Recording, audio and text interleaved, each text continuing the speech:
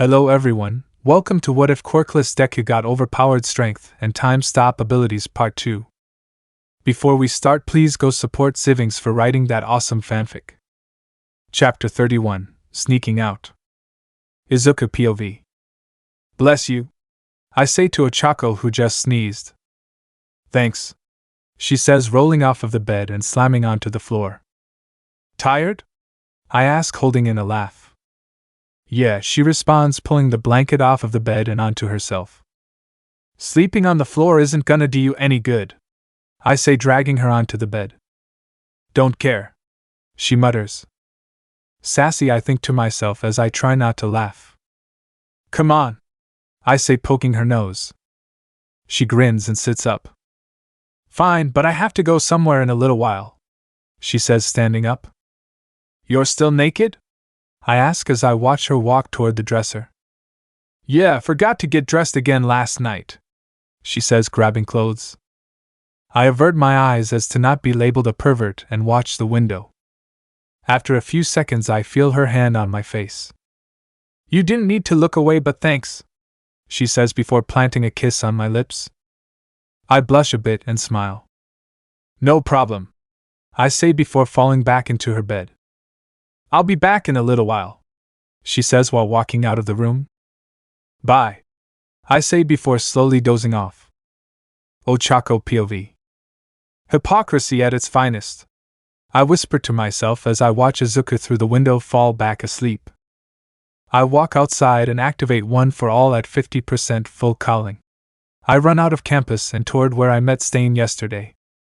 Once I arrive, Danger Sense activates. I look around and see a few villains on the ground trying to attack someone. Damn it, I mutter as I put on my mask. I quickly take care of the villains and smirk. Light work, I think to myself before hearing clapping from the opposite end of the alleyway. I turn to see Stain putting away his sword. Good job, never knew you were a girl though, he says, walking toward me.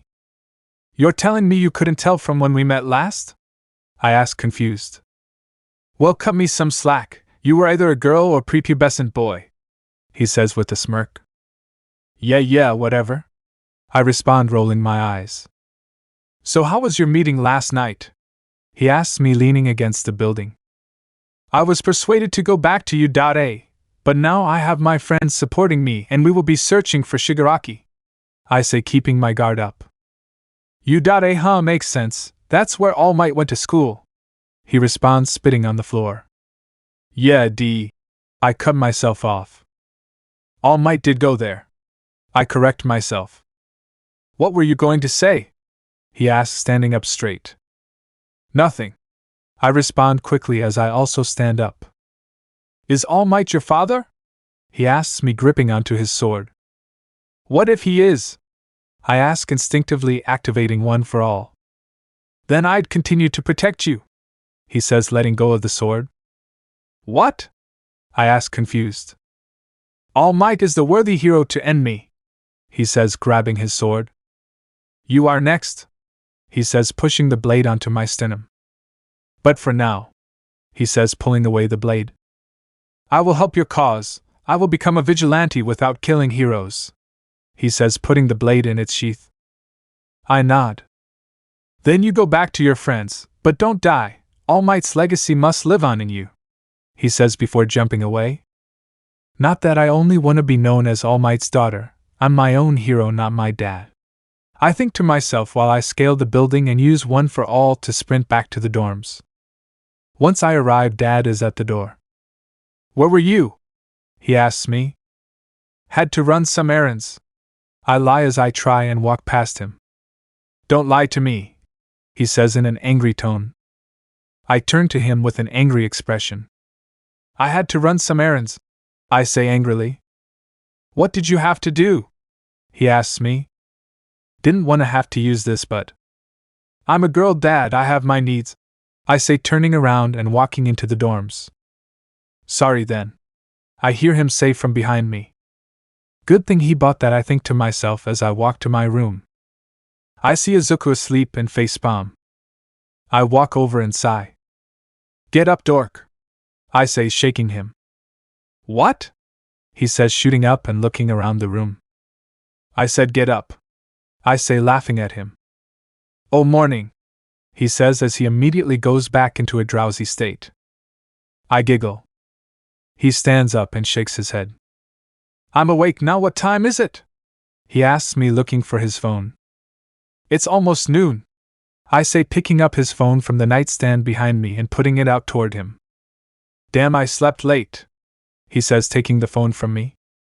Yeah, you did, I say, sitting down. I see him glance at my pocket, and his eyebrow raises. What? I ask, confused. Why is your hero mask in your pants? He asks, pulling it out from my back pocket. Hey, watch where you grab, I say, blushing. He doesn't react and sighs. Where did you actually go when you left? He asks me. I had to get things for myself, I say, looking away. Where are those things? He asks me. Female products, nothing of your concern, I say, blushing. Don't lie to me, he says, being persistent. I get up and puff my cheeks. I'm not lying, I say, before turning and walking toward the door. Working with the enemy is never a good idea, even if you know they won't hurt you, he says, making me freeze in my tracks. What do you mean? I lie, hoping he doesn't know anything. I wasn't sleeping earlier, I was inside of the One for All realm, I saw everything. Chapter 32, Torment. Ochaco POV. Then what did you see? I asked, dropping my hands to my side. The hero killer, and the daughter of the symbol of peace, not a very good look, he says, standing up and walking toward me. He said he'd help me, desperate times call for desperate measures, I say, backing up toward the door. That doesn't matter, he plans to fight you at some point anyways, he says, grabbing my shoulder. I'm sorry, I say, looking down and frowning. He's right, I do need to cut things off with Stain, but that doesn't mean I'll stop him from keeping villains away. I don't like being bossy or whatever, I just want you to be safe, he says, pulling me into a hug. I love you, he says, before I can say anything else. I smile and wrap my arms around him. I love you too, Izuku, I say, snuggling into his chest. I hear a knock on the door behind me. I get startled and pull away from Izuku. I turn and open the door to see Dad. Hello there, kids, would like to let you know we are all going to train. You guys will fight each other because you are similar strengths, but meet us at ground beta soon, he says, turning back around. Okay, Dad, I respond, smiling. Sure, Izuku says. I turn to Izuku and smirk. Don't hold back just because I'm your girlfriend, I say, taunting him. I laughs. Wouldn't even think about it, he says, with a creepy smile that sends a shiver down my spine. We walk down to ground beta and see a tall woman that resembles Dad from the past. Star? Izuku says, brightening up and running toward her. Why so surprised? I came here with you for a reason, you nerd, the person says, rubbing Izuku's head. Who's that? I ask myself. This is Stars and Stripes. She's the #1 hero in America and the person who helped me train while I was quirkless, Izuku says as he instantly appears back next to me. Oh cool, hi Star, nice to meet you, I say, smiling and waving. You must be the girlfriend Izuku used to always talk about, she says with a wink. I feel my face heat up. Yeah? I say nervously. Since when does the nerd go into fandom mode? Bakugo says with his hands in his pockets. Since forever, Izuku quickly says. Whatever, Bakugo mumbles as he kicks a rock. Well, shall we continue? Star says excitedly. Yeah, all of us but Bakugo say. Now, since Izuku and Uraraka here are far beyond anyone's comprehension, why don't they fight each other? You two will go all out, and so you don't destroy the battlefield before anyone else can fight, you will go last, Star says with a smirk. AWCMON, Izuku yells while dramatically falling on the ground. Star laughs. Okay, so get in teams of 2 and I'll send you off from there, Star says, still smiling. I smile and look Izuku, who suddenly falls over toward me. I gasp and catch him. Izuku? Izuku, wake up, I yell as I drop onto the floor. Izuku POV. I wake up inside of the One for All realm and see Shigaraki staring at me. You, he says, laughing. How am I here? How are you here? I ask, looking around. Oh child, why should I answer that? He says with a sadistic laugh. What do you want with me? I ask, clenching my fist. I want you to know, I'm going to kill you and I'll take your quirk. My plan was to watch you from the sidelines as you grew, and then tell that stupid doctor to let your quirk manifest itself after you grieved enough. Sadly, the drug he used to block your quirk receptors wasn't effective enough. He says, smiling. Why, you've been watching me since I was a kid? I ask, startled. Yes, you've grown into a fine young man, but now that my original plan failed, I want to let you know there's always a plan B. He says as his smile widens and he starts to freakishly laugh. I start to panic and breath faster and faster. You were using me? I yell as tears flow down my face. It all happened because of you.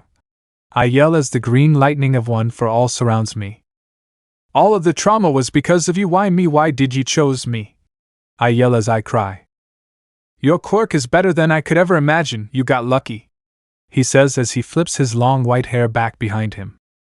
If that bastard Almight didn't save you when you jumped, I would have, then you would have been my star student, he says with a devilish grin. You will kill you, I say as I feel a thump in my chest.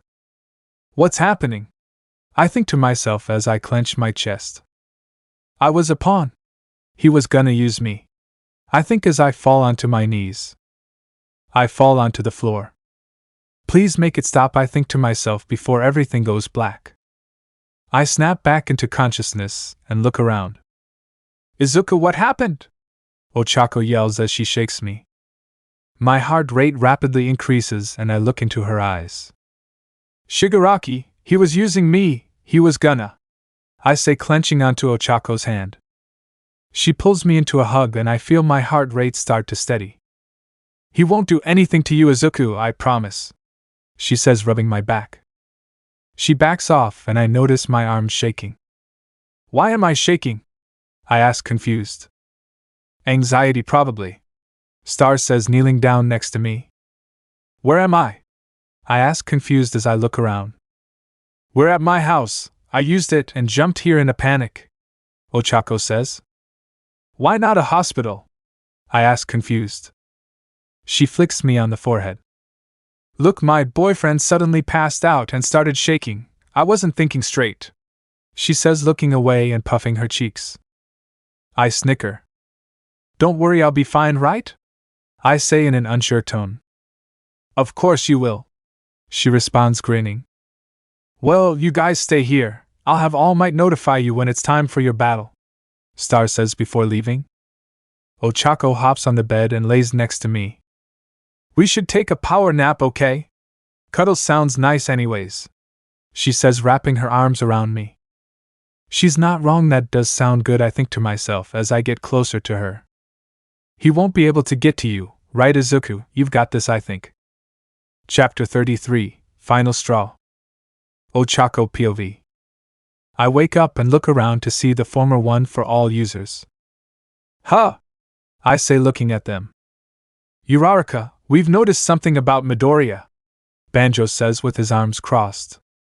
His power is building more and more, sooner or later he will be unstoppable, and says, cutting in. We think he unlocked a power-boosting quirk and hasn't realized yet because we haven't seen a user's power begin to skyrocket like this since Toshi, and even then it wasn't as much as this, Nana says with her fist clenched. Won't that mean I'll have a power boost too? I ask, confused. Yes, but it will take time. Izuku will achieve more power far more often than you, Nana says as she puts her fist down and looks at me. How much power are we talking? I ask as I tense up. Enough to where it might get to his head, and says, closing his eyes. You think? I start. We saw what happened earlier with him and Shigaraki, and the truth came out about Izuku. He was supposed to be a pawn for All for One, but when your father saved him from committing suicide, All for One's plans were ruined. When Izuku was told this, the look in his eyes was a lust for blood, so please, when you fight Shigaraki, make sure Izuku doesn't do anything he'll live to regret.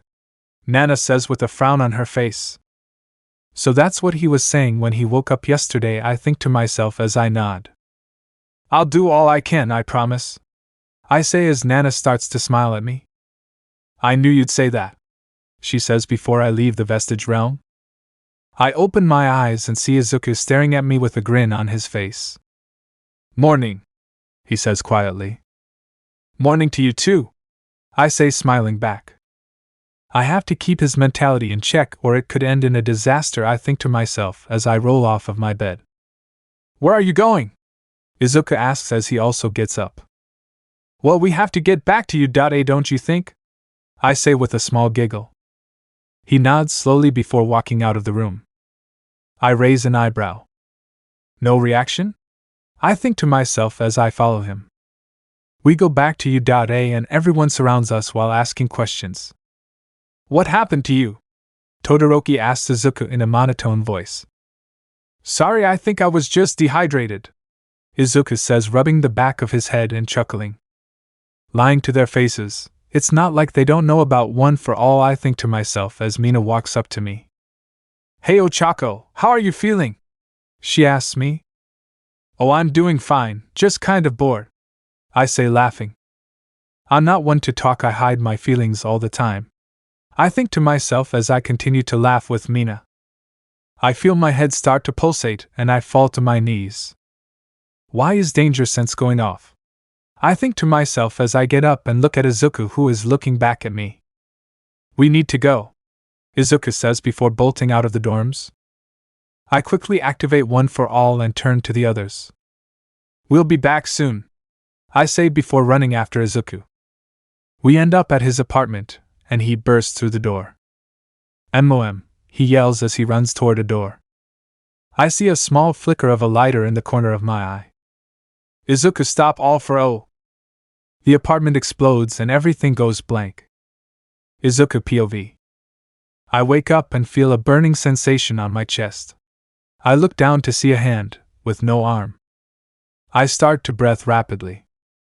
Don't tell me, I think to myself as I see my hands covered in blood. I look to my right to see Ochaco on the floor unconscious. Mom, I mutter to no one.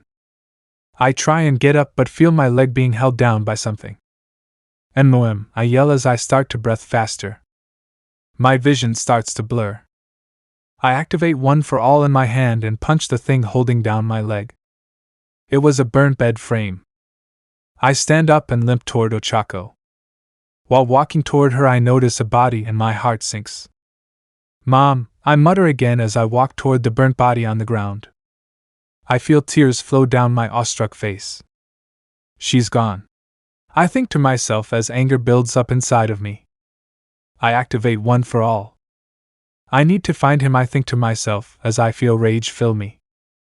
Ochaco POV. I wake up inside of the One for All realm. What's happening? I ask as I hear screaming. I look over to see the other vestiges with tears in their eyes.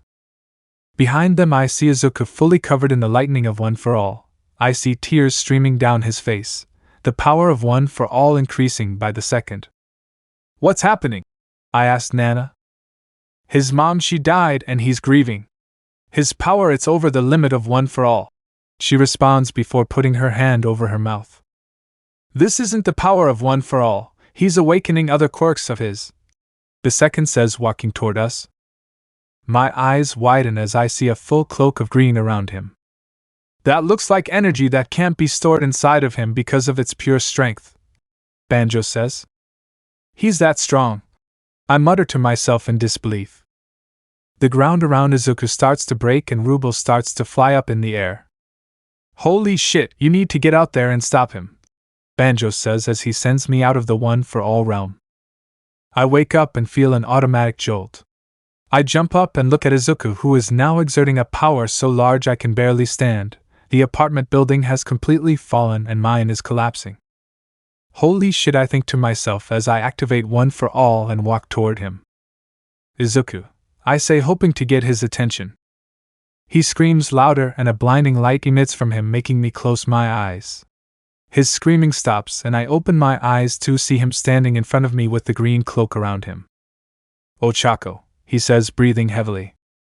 I reach out and cup his cheek. He hesitates but then starts crying again and hugs me. She's gone, he says, breaking down. I'm so sorry, I say to him as I hug him tighter. It's my fault, I fell for the bait, he says, gripping harder on me as his green cloak disappears. Don't worry, we'll find All for One and really kill him, I say, trying to reassure him. No, he says, catching me off guard. I know I'm going against what I told you before our split, but this is my fight now. I won't let him hurt anyone else, he says as I feel my body freeze in place. What are you doing? I yell, starting to panic. The sparkle in his eyes is completely gone, the green cloak appears again, and he turns away from me. I'm going to finish what he started, he responds before muttering to himself. Where is he? He mutters over and over. Does he have a searching quirk unlocked? I think to myself as he starts to levitate. His head turns toward me. I promise I'll come back safe, don't make them come after me. Right now I'm not sure All for One is the only one I could kill if I was angry enough, he says before turning back and jumping away. Izuku POV. I turn away from Ochaco and jump up into the air. Shigaraki is close by. I will kill him no matter what. I deactivate the quirk I used to freeze Ochaco in place. I use a telepathy quirk to talk to someone. Hello? I say out loud. What the hell? I hear Almight respond in my mind. Almight, Ochaco will come back to you now. Evacuate the city, I say as I near closer to Shigaraki. What are you doing? Almight responds. Ending this, I respond before stopping the telepathy. Use it, I hear a voice say in my head. You can replace yourself with an object, like teleportation, use it now, the voice says. My head starts to hurt, but I use the quirk and switch places with the stop sign. As soon as I do, I hear a huge bang and look up to see a woman with a gun walking on air. Who are you? I say angrily. No time for introductions, I have orders to kill you, the woman responds as she goes to shoot again. I switch places with her gun and punch her in the gut. Shigaraki sent you, didn't he? I say, gripping her on the neck.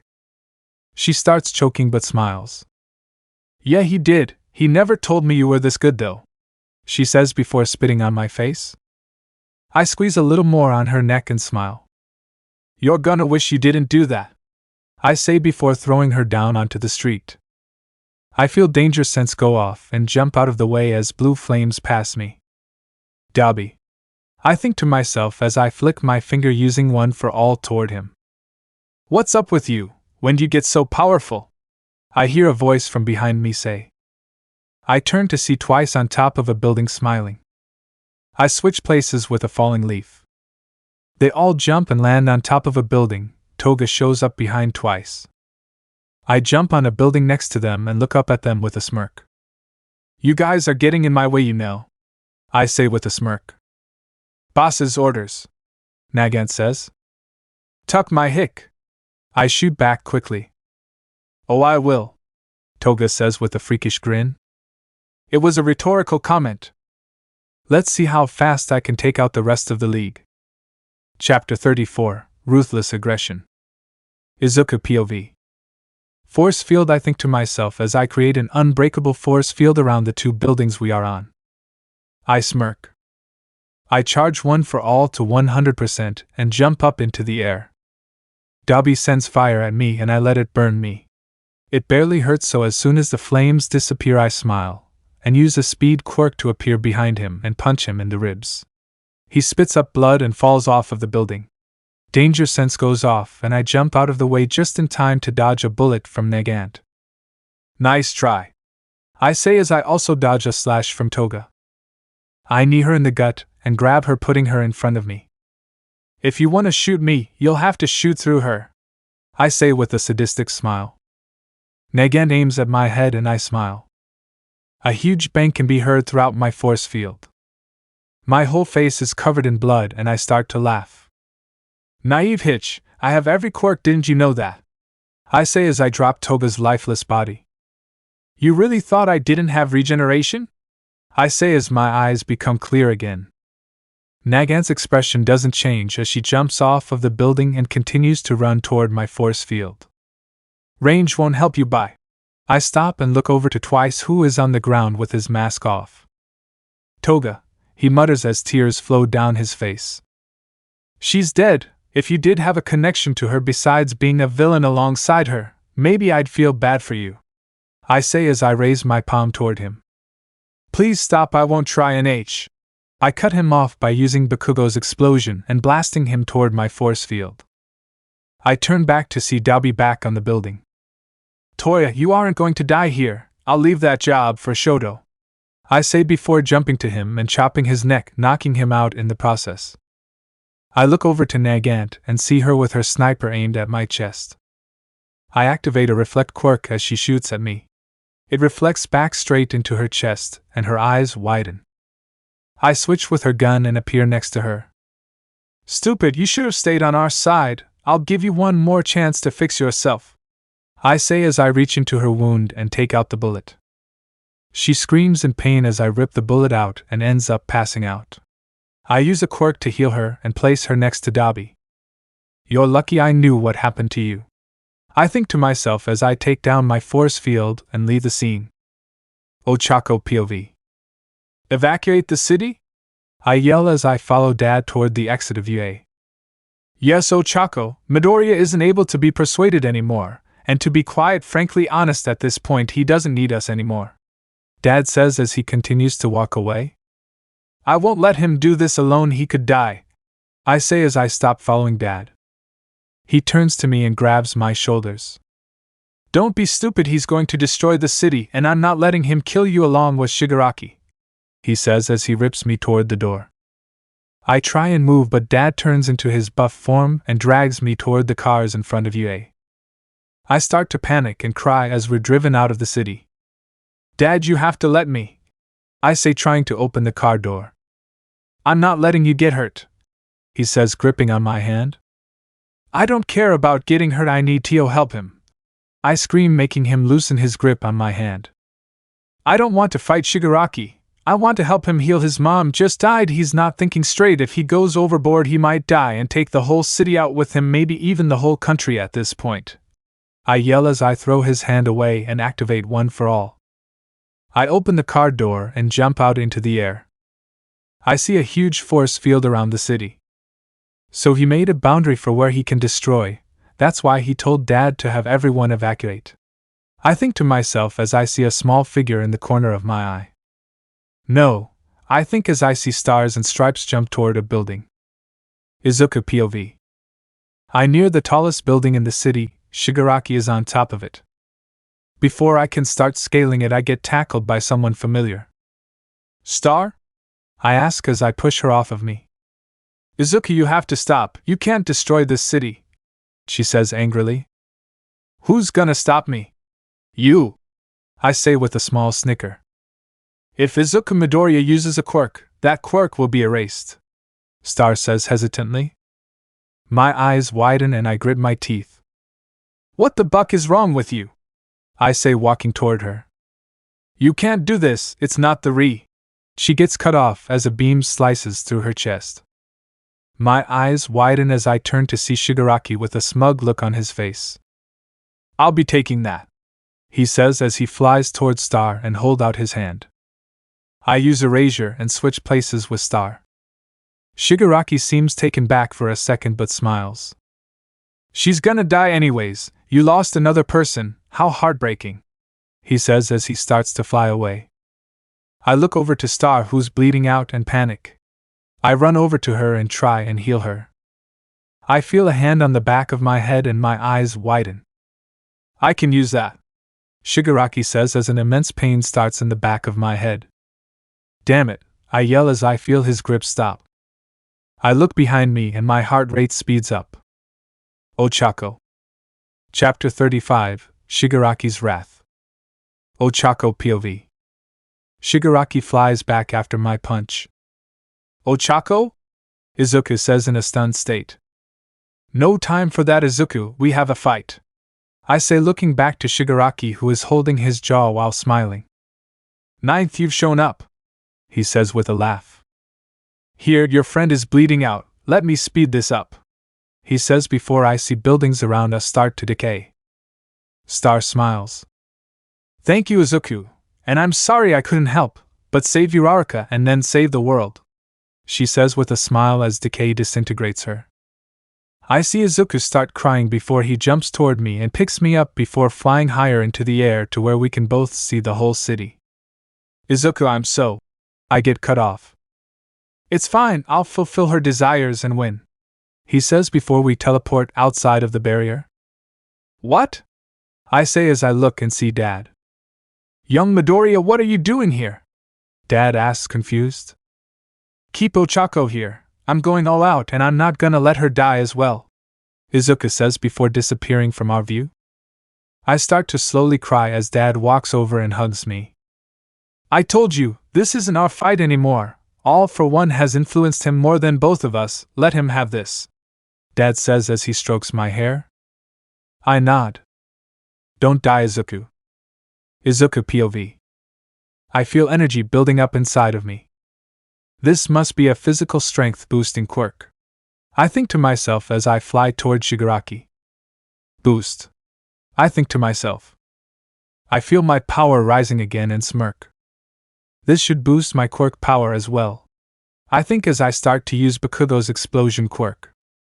Let's test that theory, I think as I explode a huge building in one try with barely any effort. My eyes widen and I start to laugh. I use decay in one hand and explosions in the other to completely destroy the city from the ground up. Shigaraki, where are you? I say as I start to laugh more. I get punched in the back of the head and don't move. Nice shot, now it's my turn, I say, activating 100% one for all along with my boosted strength.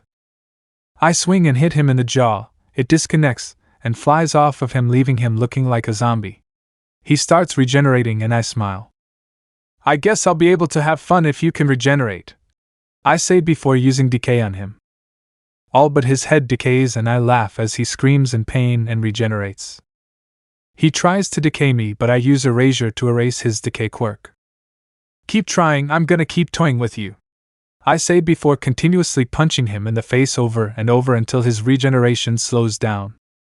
All gonna die already?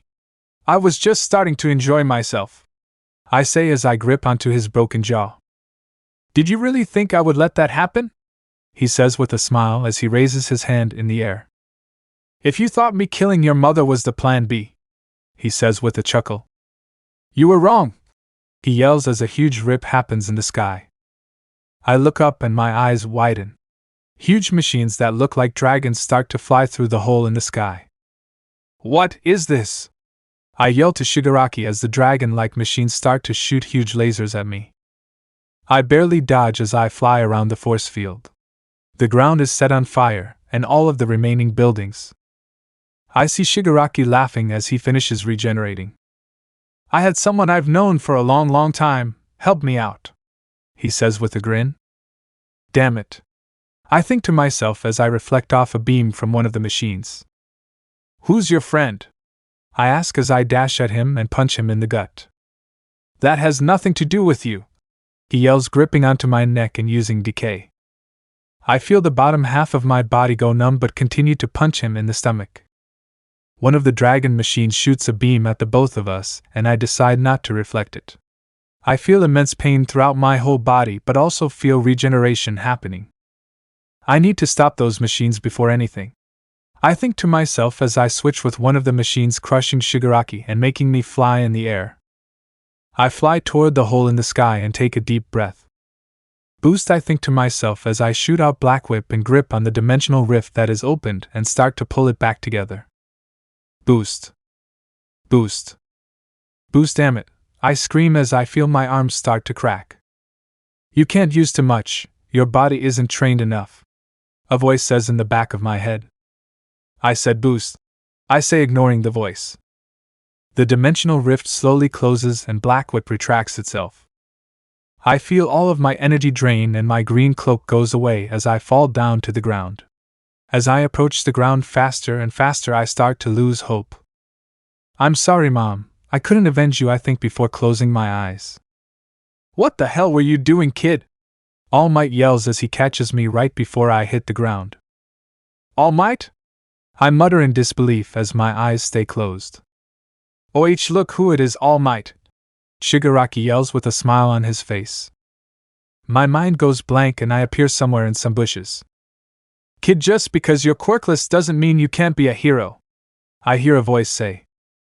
I look over and see a younger, smaller, more frail boy talking to All Might. That's right, he gave me this opportunity, I think to myself as I appear in UA. This is the entrance exams, I think to myself as I watch Ochaco fall on the floor and look up at the 0-pointer. I watch myself as I destroy the 0-pointer with ease. Next I appear in the Udata lunchroom. I watch myself as I talk to Ochaco. Well, okay, if you want peace and quiet then just sit with me, maybe people will be more hesitant to come over if they see you're with a boy. Past me says to her. Yeah, thanks, Midoriya. Ochaco responds with a smile. No problem, can I have another one of those? Past me asks with a little blush, referring to rice balls. Ochaco giggles and gives me a few more. I suddenly appear in the USJ. I see myself on the floor, bloody, in All Might's arms. Izuku, what were you going to say to me? Ochaco asks, putting her hand on my face. Thank you for being my friend, Past me says before passing out. Next I appear at the midpoint between Ochaco and I's apartments. I see us in the middle of the road. Anyways, we should go to bed, Past me says while looking around.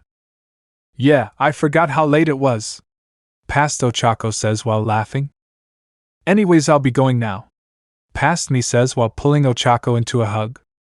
I love you, I hear Past Ochaco say to Past me. I see myself blush. I love you too, Past me says before turning and walking toward my apartment. All of these moments with the people you love and appreciate, they'll be gone if you don't win, the voice in my head says. I smirk. Like I'd ever let that happen.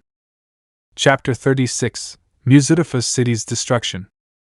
Izuku POV. I open my eyes and see All Might and Ochaco fighting Shigaraki.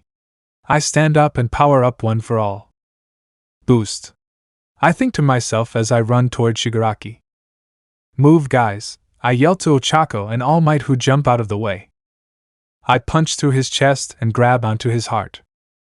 This is the end, Tamura Shigaraki, I yell as I activate explosion. Damn you, he says as he decays my arm, making the explosion stop and his heart survive. But I think to myself. Boost, I yell as I immediately regenerate my arm. I throw a punch that connects with his stomach. A huge shockwave throws him away straight into the force field, and I see All Might and Ochaco also get thrown back. A huge crater forms where I punched Shigaraki. Holy shit, I hear All Might yell.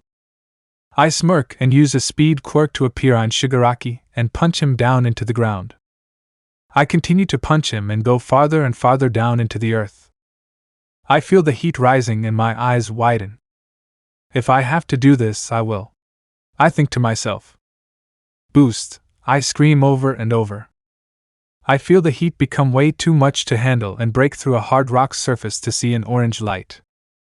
The Earth's core, I think to myself as I pull back my fist. Bastard, All for One yells as his regeneration starts to slow more and more. You brought this on yourself, you ruined too many lives to count, now I'm going to end yours, I say as I grip onto his neck. You'll never kill me, not without me taking you with me, he says as he also grips onto my neck. He tries to use decay, but I activate erasure and smile. Nice try, I say before squeezing harder on his neck. I won't lose this easily, All for One says before wings pop out of his back and he starts flying up with me in his grasp. You can't win, damn it, I yell as I feel some of my quirks stop working. You're using too much, a voice in the back of my head says. Damn it, I think to myself as I feel the pain start to kick in. We reach the surface, but he keeps flying up. What's your plan, damn it, you're gonna die today anyway, I yell as I struggle to grip onto him. If I can't win, you can't either, he yells as we get higher in the sky. It starts to get harder to breathe. Damn it, I yell as I feel the heat from the atmosphere. I activate One for All and grip onto his arm, breaking it in the process. Gah, he says before throwing me up in the air. I start floating, meaning we aren't on Earth anymore. I down and see the Earth from space. I won't let you end this, All for One. I think to myself as he flies toward me. I let him grab me and I latch onto his wings using Black Whip. I rip them off, making him scream before I start to use all of the strength producing quirks at once. Your plans end here, I scream as I crank back my arm. Milky Way Galaxy Smash, I yell as I punch him in the gut. The pure force of my punch creates a shockwave, sending me back down toward Earth. I see Shigaraki fly away from the force of my punch and a huge explosion happens thousands of miles away. I feel my quirks power down, and I close my eyes while falling to the earth. I wake up inside of One for All and see all of the users looking at me. Izuku, you won, Nana says, smiling with tears in her eyes. You even destroyed another planet to do it, the fifth says with a nervous laugh. I destroyed a planet? I ask, confused. That huge explosion was in fact a planet, the third says. Wow, I am planetary, I say, getting giddy. Yes, now rest, Izuku, you deserve it, Nana says before I go back to reality and feel heat behind me. I look behind me to see the core of the earth. Black Whip made itself activate and gripped itself to where I can launch myself back to the surface. I start to launch myself and smile. I did it. Ochaco POV. I run over to the hole Izuku created and look down to see an orange light in the distance. Is that? I think to myself before shaking my head in disbelief. I walk back to Dad and help him stand up. He ran out of Almight form a few minutes ago, and we've been sitting there in awe over Izuku's power. Ochaco, look, Dad says, pointing to the hole Izuku created. I turn to see a figure fly out of the huge hole. I start to run and jump up using One for All. As I get closer, I notice it's Izuku. His eyes are closed and all of his clothes besides his underwear are ripped off. I take off my hero costume's top and wrap it around him. He slowly opens his eyes. He smiles. Ochaco, I did it, he says quietly. I pull him into a hug and hold his head onto my shoulder. You did do it, I'm so proud of you, I say as tears flow out of my eyes and Izuku goes unconscious. Izuku POV. Everything goes black and I hear a voice, but not one of the One for All vestiges. You've exceeded my expectations, Izuku. Your first challenge is done, but because of your performance, I'll be upping the stakes next time.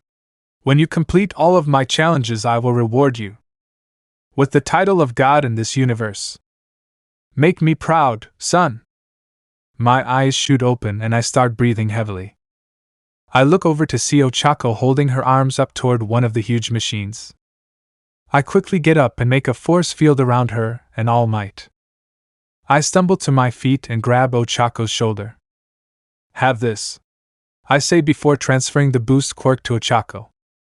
What is it? She asks, confused. Just say boost, it boosts your power as much as you want, and the effects won't go off ever, I say before falling onto my ass and watching her jump away. She goes from machine to machine and destroys them with ease. I start to think about what that voice was saying to me.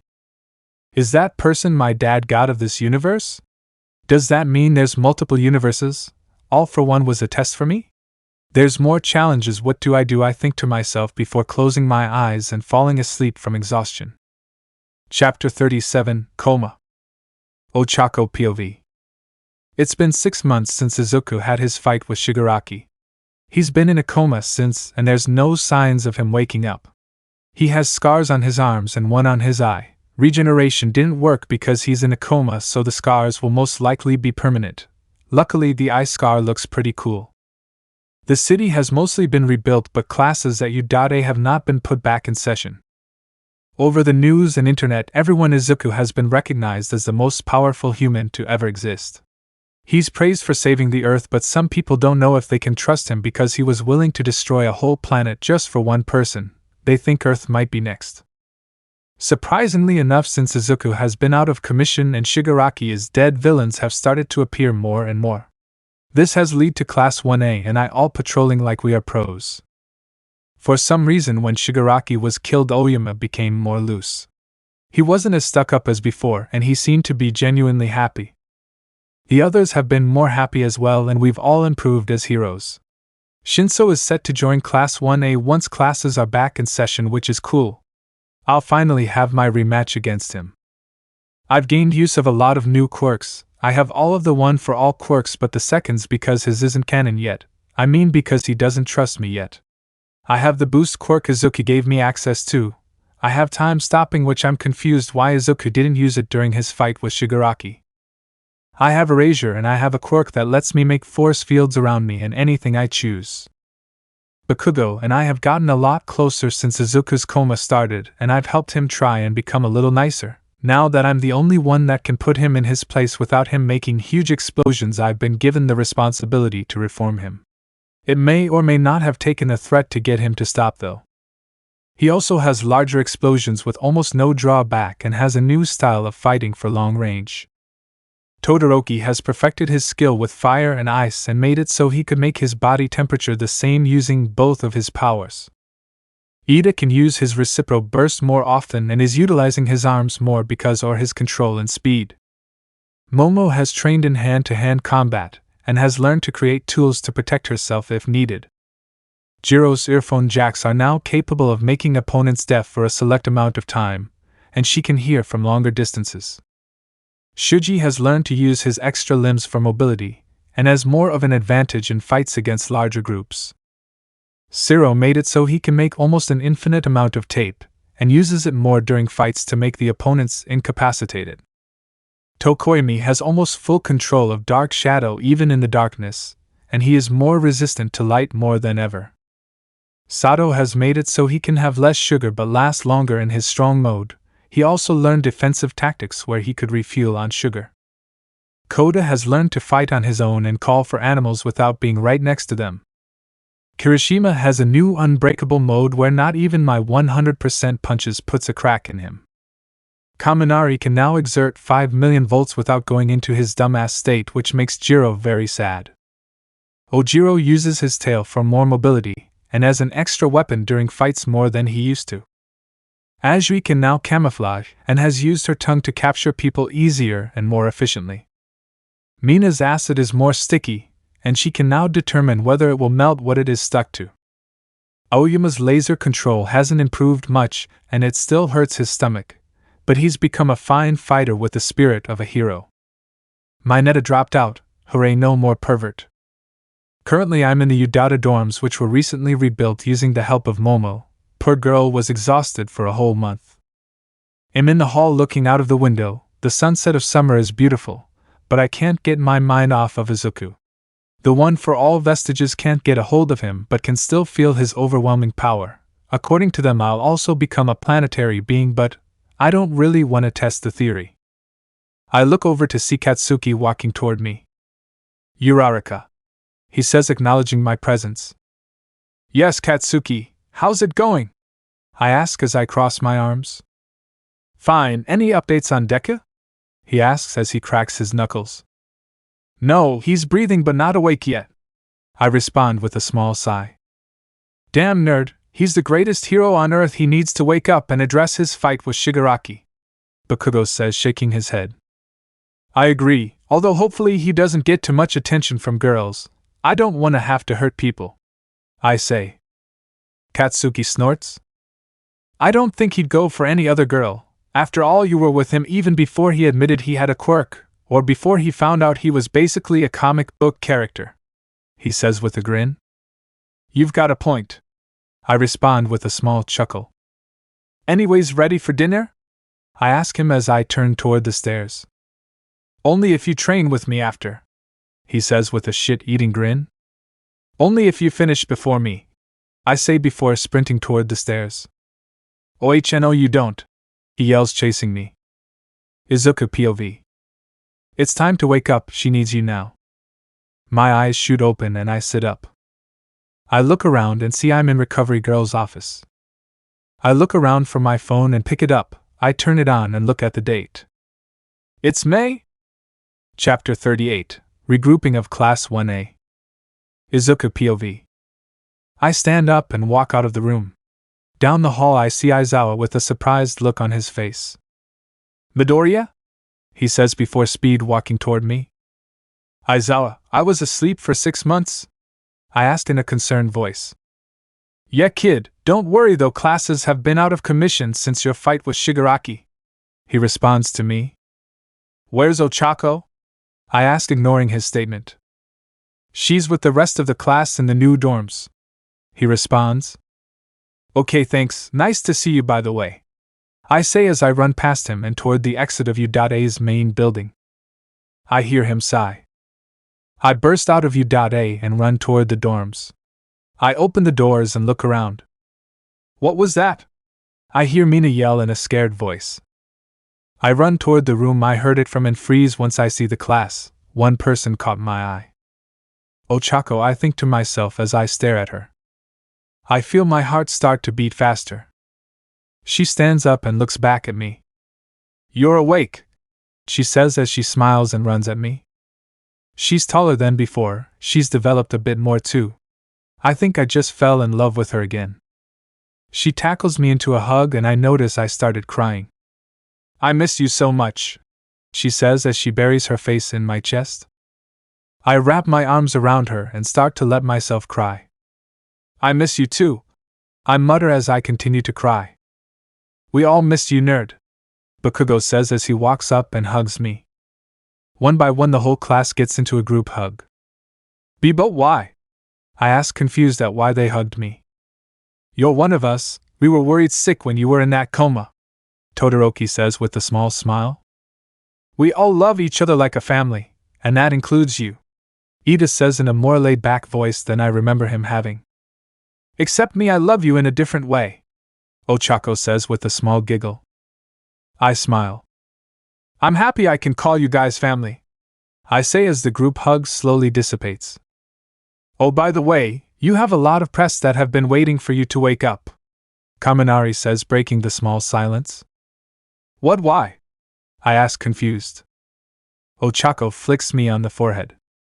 You saved us and destroyed a whole bucking planet. Did you expect people not to talk about you? She says with a chuckle. I laugh a bit and nod. I'll address it sooner or later, for now I need to go visit someone. Ochaco, come with me, I say as I turn away. Okay, she responds, following me out of the dorms. Do you know where my mom was buried? I ask, choking up a bit. She frowns and nods. Come with me, she says before floating up in the air. I also fly up in the air, and she leads me to a cemetery. Wait, isn't this where our apartments used to be? I ask, confused. Yes, my dad pushed to have the cemetery built here, she responds as we float down to the ground. Speaking of him, how is he? I ask as we walk up to the grave. He's good, Mom and him have made their own estate, so they live in a huge mansion now, she says as she grabs onto my hand. That's great, I say as I look at the gravestone. Izuku Midoriya is written in a beautiful script. To most she was just a stranger, but to the people who didn't know her she was a selfless sweetheart who would protect her son at all costs. We all know that up in heaven, she's watching over him now, I read out as I start to cry again. Ochaco hugs me and I lean on her shoulder while crying. Izuku? A voice says from behind me. I turn to see Mitsuki Bakugo with flowers in her hand. Aunt Mitsuki, I say, popping up from Ochaco's shoulder.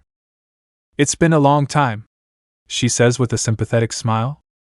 Yeah, I mutter as I look over to Ochaco. It's nice to see you again, Mitsuki, Ochaco says, bowing. It's nice to see you too, Uraraka, Mitsuki says with a smile. How do you know each other? I ask, confused. Uraraka here has been helping Katsuki become more of a man, mostly because she's the only one who can put him in his place, Mitsuki says, laughing. Ochaco nods. That's great, I mutter as I smile at Mitsuki. Well, anyways, I dropped by to leave these for Inko. I wasn't expecting to see you here, Mitsuki says as she walks over and places the flowers on Mom's gravestone. Yeah, I woke up like 20 minutes ago from my coma and wanted to see Mom again, I say as I wipe the remaining tears off of my face. Mitsuki nods. I'm sorry for your loss, Izuku. I'm sure that she's proud of you, and will be watching over you forever, she says as she goes to walk away. Oh, and keep an eye on the brat for me, she says with a small smile. Ochaco and I both smile as well as she leaves. Well, should we go back to Udade? I ask, sniffling and looking at Ochaco. She nods and grabs onto my hand again. Let's go, she says as we both fly into the air and toward UA. Once we arrive, we go into the dorms and see Almight talking to the kids. Dad, we're here, Ochaco says, making Almight turn around. His eyes light up and he walks toward me. He pulls me into a hug and I hesitate before hugging back. I was worried for you, kid, he says. I chuckle a bit. Yeah, I respond, smiling. He grabs my shoulders and looks me in the eye. You're the one they have hope in. They want to depend on you. Now that you're awake, are you willing to step up to the mantle? He asks me. What do you mean? I ask, confused. The world has its eyes on you. Will you become the protection they need? He asks me. I nod. Of course I will, I say, smirking. But only if they can too, I say, pointing toward the rest of the class. They all look surprised. All Might looks back at them and smiles. I think I can arrange that, he says, patting me on the shoulder. Well, looks like we're all gonna be pros, Todoroki says in a monotone voice. I chuckle. Yes, we will be, I say before looking back to Ochaco. And now that I'm feeling bold, I say before walking toward her. Ochaco, I want us to get married, I say, putting my hands in hers and smiling. The room goes silent. What? Chapter 39, Short Lasting Peace. Ochaco POV. Am married? I yell, taken back. You're 16, you can't get married, Dad yells from behind Izuku. He caresses my cheek and smiles. Age isn't a factor in how I feel, he says as he leans in toward me. I start to blush. Suddenly everyone freezes but Izuku, and he smiles at me. Remember, I'd stop time if it means I can be with you, he says, smirking before placing his lips on mine. I blush a bit before he lets up. I snort. That was so cheesy, I say before bursting out laughing. I know, but the path I'm taking will lead us apart again. I want us to be bound together for the rest of our lives, so let's get married before I go, just so we know that we won't drift apart, he says while rubbing the back of his neck and looking at the ground. I smile. If you're gonna propose, at least bring a ring, I say, giggling and bringing his chin up so he's looking at me. I just woke up from a coma, give me a break, he says, laughing. I giggle a bit but get serious. Also, what's all the talk of having to go? I ask, concerned. I heard a voice in my head. It told me Shigaraki was just the first of my many challenges, and once I complete them I'm going to become the god of this universe, he says, muttering the last few words. God of the universe? I yell while backing away and putting my hands on my mouth. He chuckles. Yeah, and I want you to be the goddess that stands beside me, he says, rubbing the back of his head again. I smile. We can't get married at this age, but I can promise you, I'll never leave your side. Even when I'm gone, I'll always look after you, until the day you die, I say, bringing him into a kiss. Once we finish kissing, everyone is moving again. So he used me kissing him as a way to make it look like we never spoke. Smart, I think to myself as he turns around. We wouldn't get married officially, of course, but in the future we will, right? He says, putting his hand on mine. Yeah, I say, smiling. Thank God, Dad mutters, making a tick mark appear on Izuku's face. You really had us, Midoriya. I thought you were gonna drop down on one knee and propose right then, Kaminari says, making himself look like a clown. I just woke up from a coma, how would I have a ring? Izuku says, making Kaminari nod. Fair point, man, you're smart, Kaminari says, making everyone go silent. No, you're just dumb, Jiro says, holding in a laugh. Kaminari smiles at Jiro. Everyone else burst out laughing. Oh, he's in love, I think to myself while smirking and looking at Kaminari. Anyway, Izuku gets cut off by his phone ringing. Hold on, Izuku says, stepping away from all of us. Izuku POV. Yes?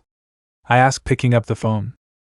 Midoriya, the press has been notified you're awake. Please be ready tomorrow because we will be going to Tokyo for interviews, Aizawa says in his usual tired tone. Can Ochaco come with us? I ask. Yeah, sure, just meet me at the front of the dorms at 6:30 a.m. sharp, don't be late, or you're expelled, he says before hanging up. Wow, thanks so much for the heads up, I mutter to myself as I make weird faces at my phone. Izuku, what's going on? Ochaco asks as she looks at me with a terrified look. We have to be up at 6 tomorrow, we're going to Tokyo with Aizawa, I say, yawning. Why? She asks, mimicking my yawn. I'm getting interviewed and I want you to come with me, I say, slightly smiling, hoping she doesn't get mad. At least ask me beforehand, you dork, she says, puffing her cheeks and poking my nose. I sigh. Yeah, next time I will, I say, mimicking her puffed cheeks. She giggles and skips away toward her room. I walk to the rest of class and Almight, who are grouped up. Well, I'm gonna head off to bed, I gotta be up early, so night everyone, I say as I walk away. First night back and I have to sleep and get up at 6, how fun, I think to myself as I walk back to my room. I open the door and freeze. Hey handsome, I've missed you, Ochaco says in a seductive voice with a smirk. We talked about you missing me earlier, you know, I say awkwardly with a chuckle. Shut up and come here, she says, closing the door with Black Whip and dragging me toward her. I put my shirt back on and roll over to look at Ochaco, who has already fallen asleep. I smirk at her even though I'm wiped out as well. I lay on my back and look at the ceiling. Love is amazing, I think to myself as I get flustered. I look at my phone and see it's 2:30 in the morning. Jesus Christ, how long were I cut off my own thought and shake my head. I slam my head onto my pillow and try and force myself to sleep. You're not enough. I appear next to someone, they're shorter than me but have the same features. Kaken, what are you doing? The boy yells. It's been a long time coming, Deku, the other boy yells with venom dripping in his voice as he uses his explosion to explode the smaller version of me. I see blood dripping down my own face as I lay on the ground lifeless. A tall man starts to walk toward the smaller version of myself. Izuku Midoriya, your time is here, come with me, and I'll make your dream come true. I feel a shiver go down my spine. Who are you? The younger version of myself asks the man. Well, you can call me father. If you come with me, I'll protect you and I can get your mother back, the man says, holding out a hand. Don't fall for it, I think to myself as I try and run toward the two. You can get mom back? The smaller me asks. Yes, and I can give you a quirk, he says as the younger me grabs his hand. Stop, I try and yell but my voice fades out. Don't fall for his lies, please. I try again but to no avail. Everything fades away and I show up in a lab. I see the same version of myself but with bags under my eyes and white hair. Izuku, All for One says with a grin. Yes, father, the other version of myself says.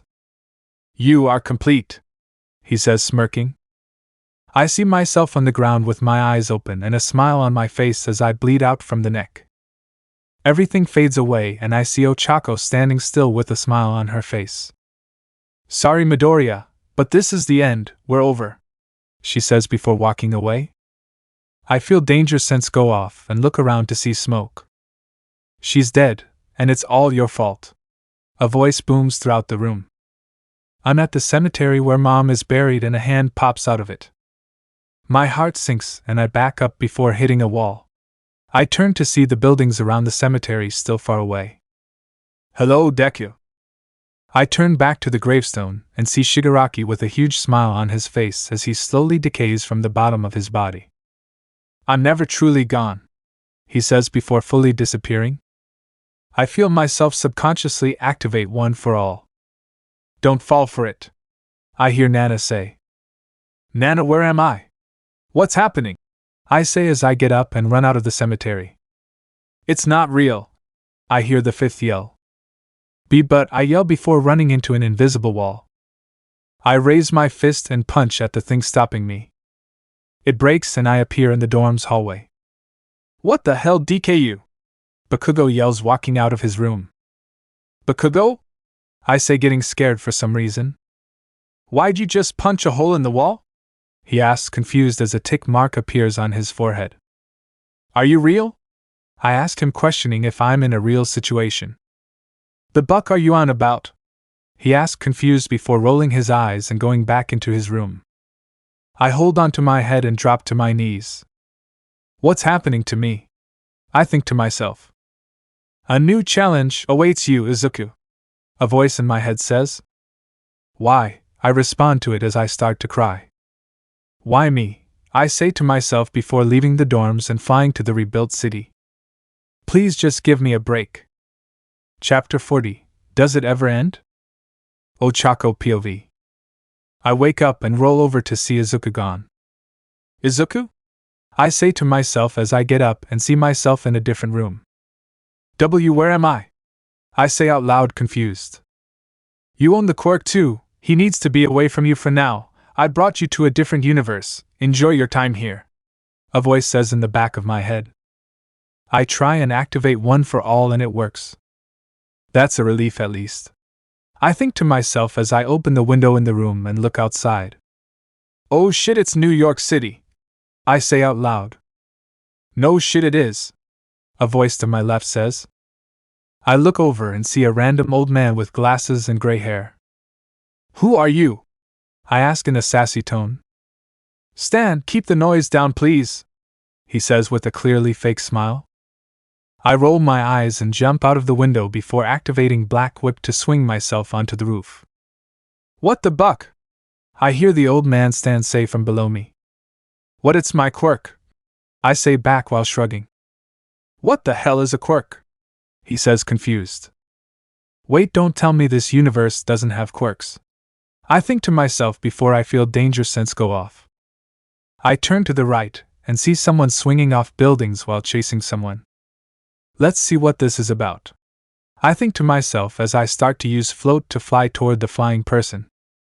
Why-oh, I yell to the person. Not right now, I am. Wait, you can fly? The person yells back as he misses his target with the web-like substance he's shooting out. I catch the web with Black Whip and swing him up into the air to where he can land normally. He lands on his feet and looks around astonished. Who the hell are you? He asks me. You first.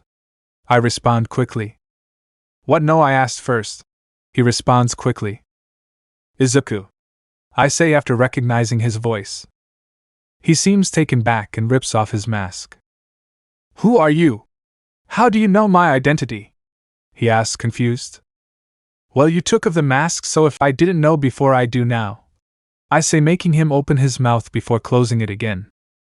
Got me there, he says before sitting down. So who are you?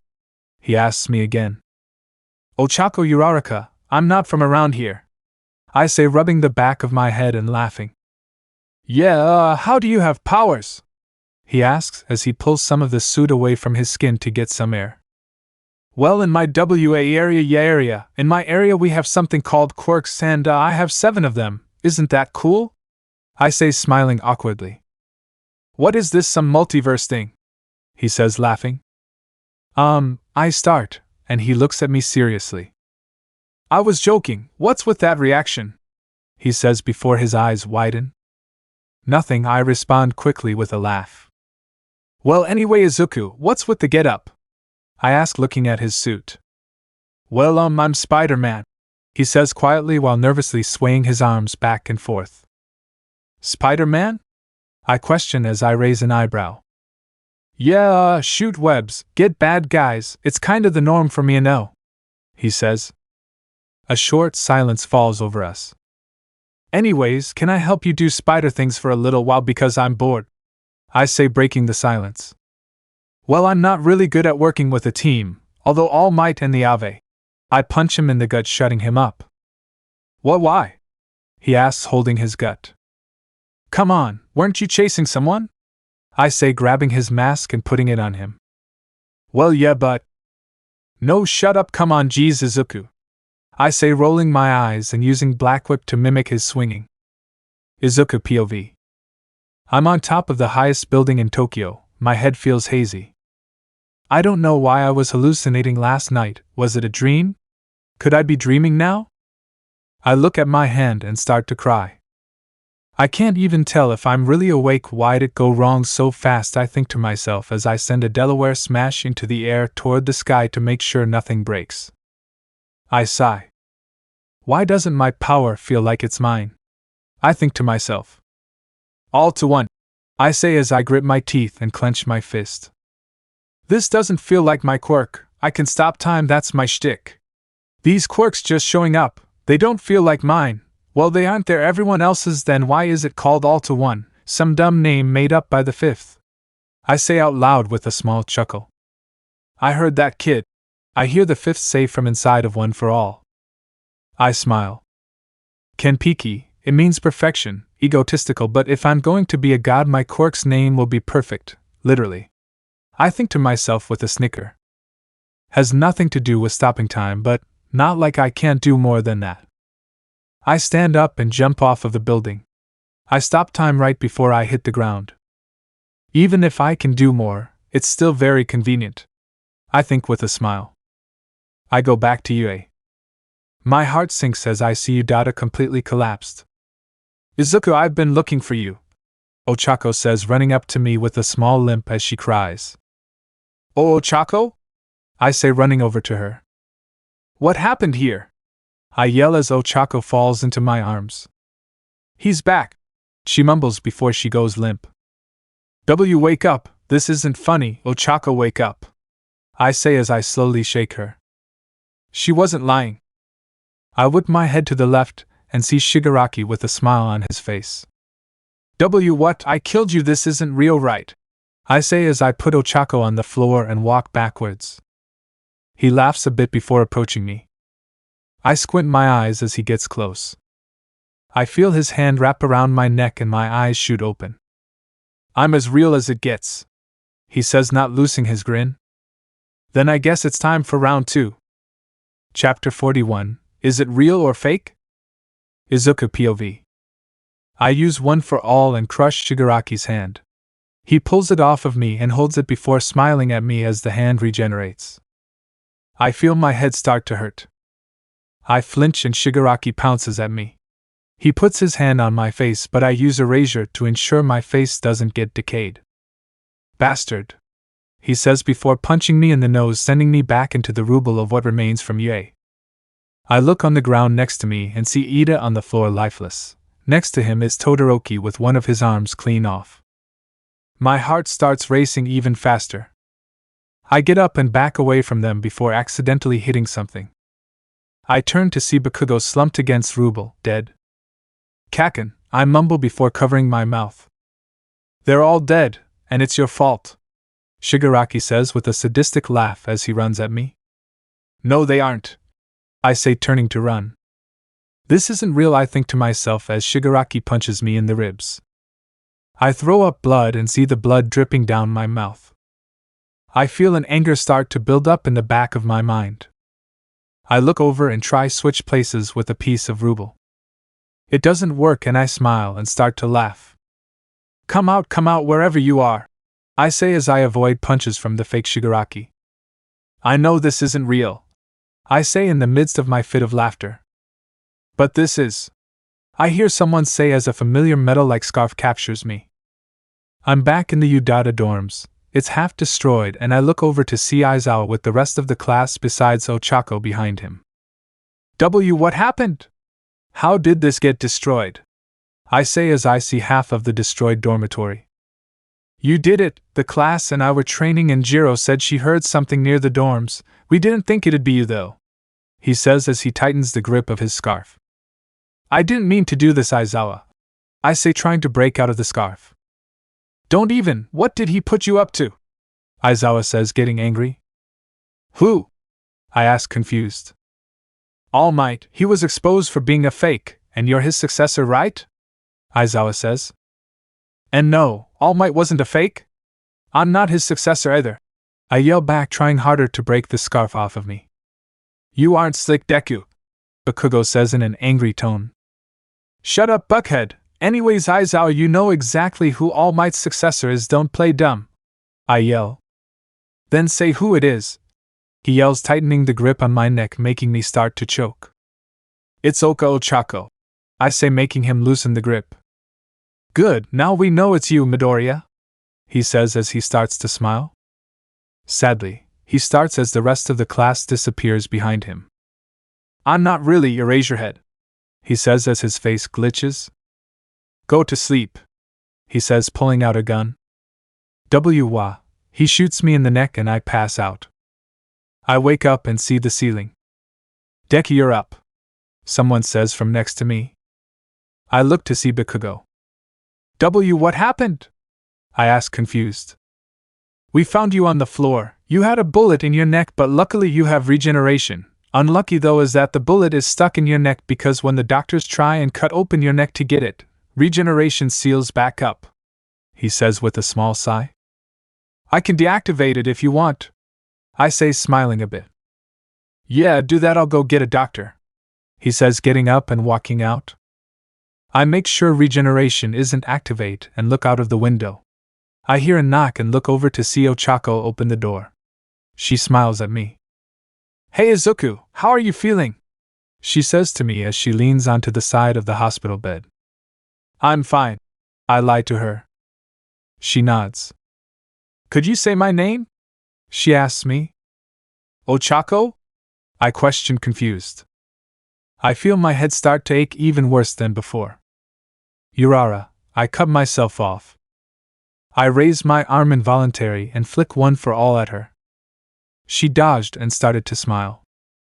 Maybe you aren't as naive as I thought, she says before her face starts to glitch and she disappears. I look at my arm and see the red lines of One for All. I rest my head down in confusion and appear in the One for All realm. Kid, you haven't figured it out yet, have you? Nana says to me. No, what is it? I ask, angry. Someone is using a quirk to manipulate you. What the person wants we don't know, the sixth says, walking up toward me. Wait, so it was all fake? I ask, backing away from them. Yeah, kid, don't worry. We can't be fake because only Uraraka, All Might, and you know about us, the fifth says with a grin. I hesitate but nod. Okay, I say while taking a deep breath. You gotta go, the fourth says to me while glancing around. What, why? I ask, confused. I feel off, the real world is in danger, fourth says. I nod before going back to the real world. I wake up to see someone in a black mask with a huge smile on his face holding a knife to my neck. I immediately grab his wrist and break it. Gah, he yells before falling back and glitching out. Who sent you? I yell as I hold the knife I grabbed to the person's neck. I chuckles. You'll find me again sometime, just know, I'm always after you, a female voice says with a grin before it unmasks to be Ochaco. My heart sinks and I shake my head. I know it's not you, I say before punching her in the face. Oh, I know that hurt you more than me, right? She says, laughing. What happened, Izuku? I thought you'd even stop time for me, she says, starting to laugh. I shiver and step back. I trip and fall backwards while starting to cry. She laughs. I appear behind her and smile. I'd stop time for Ochaco, but you aren't her, I say as I grip on her neck. Any last words? I ask with venom dripping from my voice. She laughs. Boom. Chapter 42, Preparation for Battle. Izuku POV. My eyes are closed but I can hear someone crying out. I feel the pain slowly going away as I open my eyes and see Mina crying while shaking me. Midoriya, thank God you're awake, what happened in here? She says as tears flowed down her face. There was a fake, she was posing as Ochaco, I was gonna kill her but she exploded, I say as Todoroki runs in through the door. Why didn't the rest of the room explode? Mina asks me. I used the shield quirk I used to protect the city, but I only had time to trap myself in with her. I say, coughing a bit. Quick on your feet, but you almost got yourself killed, Todoroki says in a rare instance of him sounding emotional. I feel danger sense and look over to a window before flicking one for all at it. It breaks and someone falls from it. I get up and run to the window. Midoriya, what happened? Todoroki says before glitching out and disappearing. What is real? A voice says from above me. I look up and see a mouth in the ceiling smiling. You're easy to manipulate, it says nonchalantly. Where are you? I say, breaking the rest of the window and jumping out. I latch onto the side of the building using Black Whip and scale it until I'm on the top of the hospital. Smokescreen. I think to myself, activating the 6th quirk. I would use my search quirk, but I need to know who is attacking me. I think as I start to focus and cancel every quirk except Danger Sense and the base strength of One for All. I feel Danger Sense go off, but the danger is surrounding me. Turn around. I turn and catch a stray bullet about to connect with my head. I start to breath heavily and jump toward where the bullet came from. I grab onto a wrist that comes into view but see Aizawa standing in front of me. Midoriya, calm down, it's not real, he says, activating Erasure. I throw his wrist out of my hand and shake my head. It's not you, I mutter as I back away. I go to punch with 5%, but he restrains me using the scarf. Midoriya, stop, if this keeps going I'll have to expel you, he yells as he twists my arm. Danger Sense goes off, warning me again. I feel a wind blow against me before pushing Aizawa out of the way. Where Aizawa stood is a large truck. Damn it, Aizawa yells in pain. His leg was crushed under the truck's bed. I immediately punch the truck off of Aizawa and pick him up onto my back. Okay, you are real, damn it, I yell to myself as I start to run away off of the building after using smokescreen to cover us. As I jump through the city, things start to disappear and the city slowly turns back to what it was before this all started. I look to see Aizawa unconscious on my back. Buck, why couldn't that be fake too? I think to myself as I head toward UA. I jump in through the halls and rush past people toward Recovery Girl's office. It's the villain, a student says, making me stop and look around. I see all of the students looking at me. What? I ask, confused. You destroyed half of the Udata Class 1A dorms, we know you did, they say as they start to approach me. No, I didn't. What the hell? I say, running to Recovery Girl's office. What the hell happened? Recovery Girl says as I run in. Aizawa got attacked by something, I don't know what, but She cuts me off. Don't worry, lay him down, she says, pointing toward the bed. I lay him down and sigh. So, I heard you destroyed part of the dorms, Recovery Girl says as she walks over and pecks Aizawa on the cheek. I didn't, today's been really weird, I think someone has their quirk activated on me, I say as I feel Danger Sense go off but ignore it. Well, the dorms are really destroyed, it must have been you, although it could have been Uraraka because she's been missing all day, Recovery Girl says as she types on her little computer. She's missing? I ask, becoming concerned. Recovery Girl nods.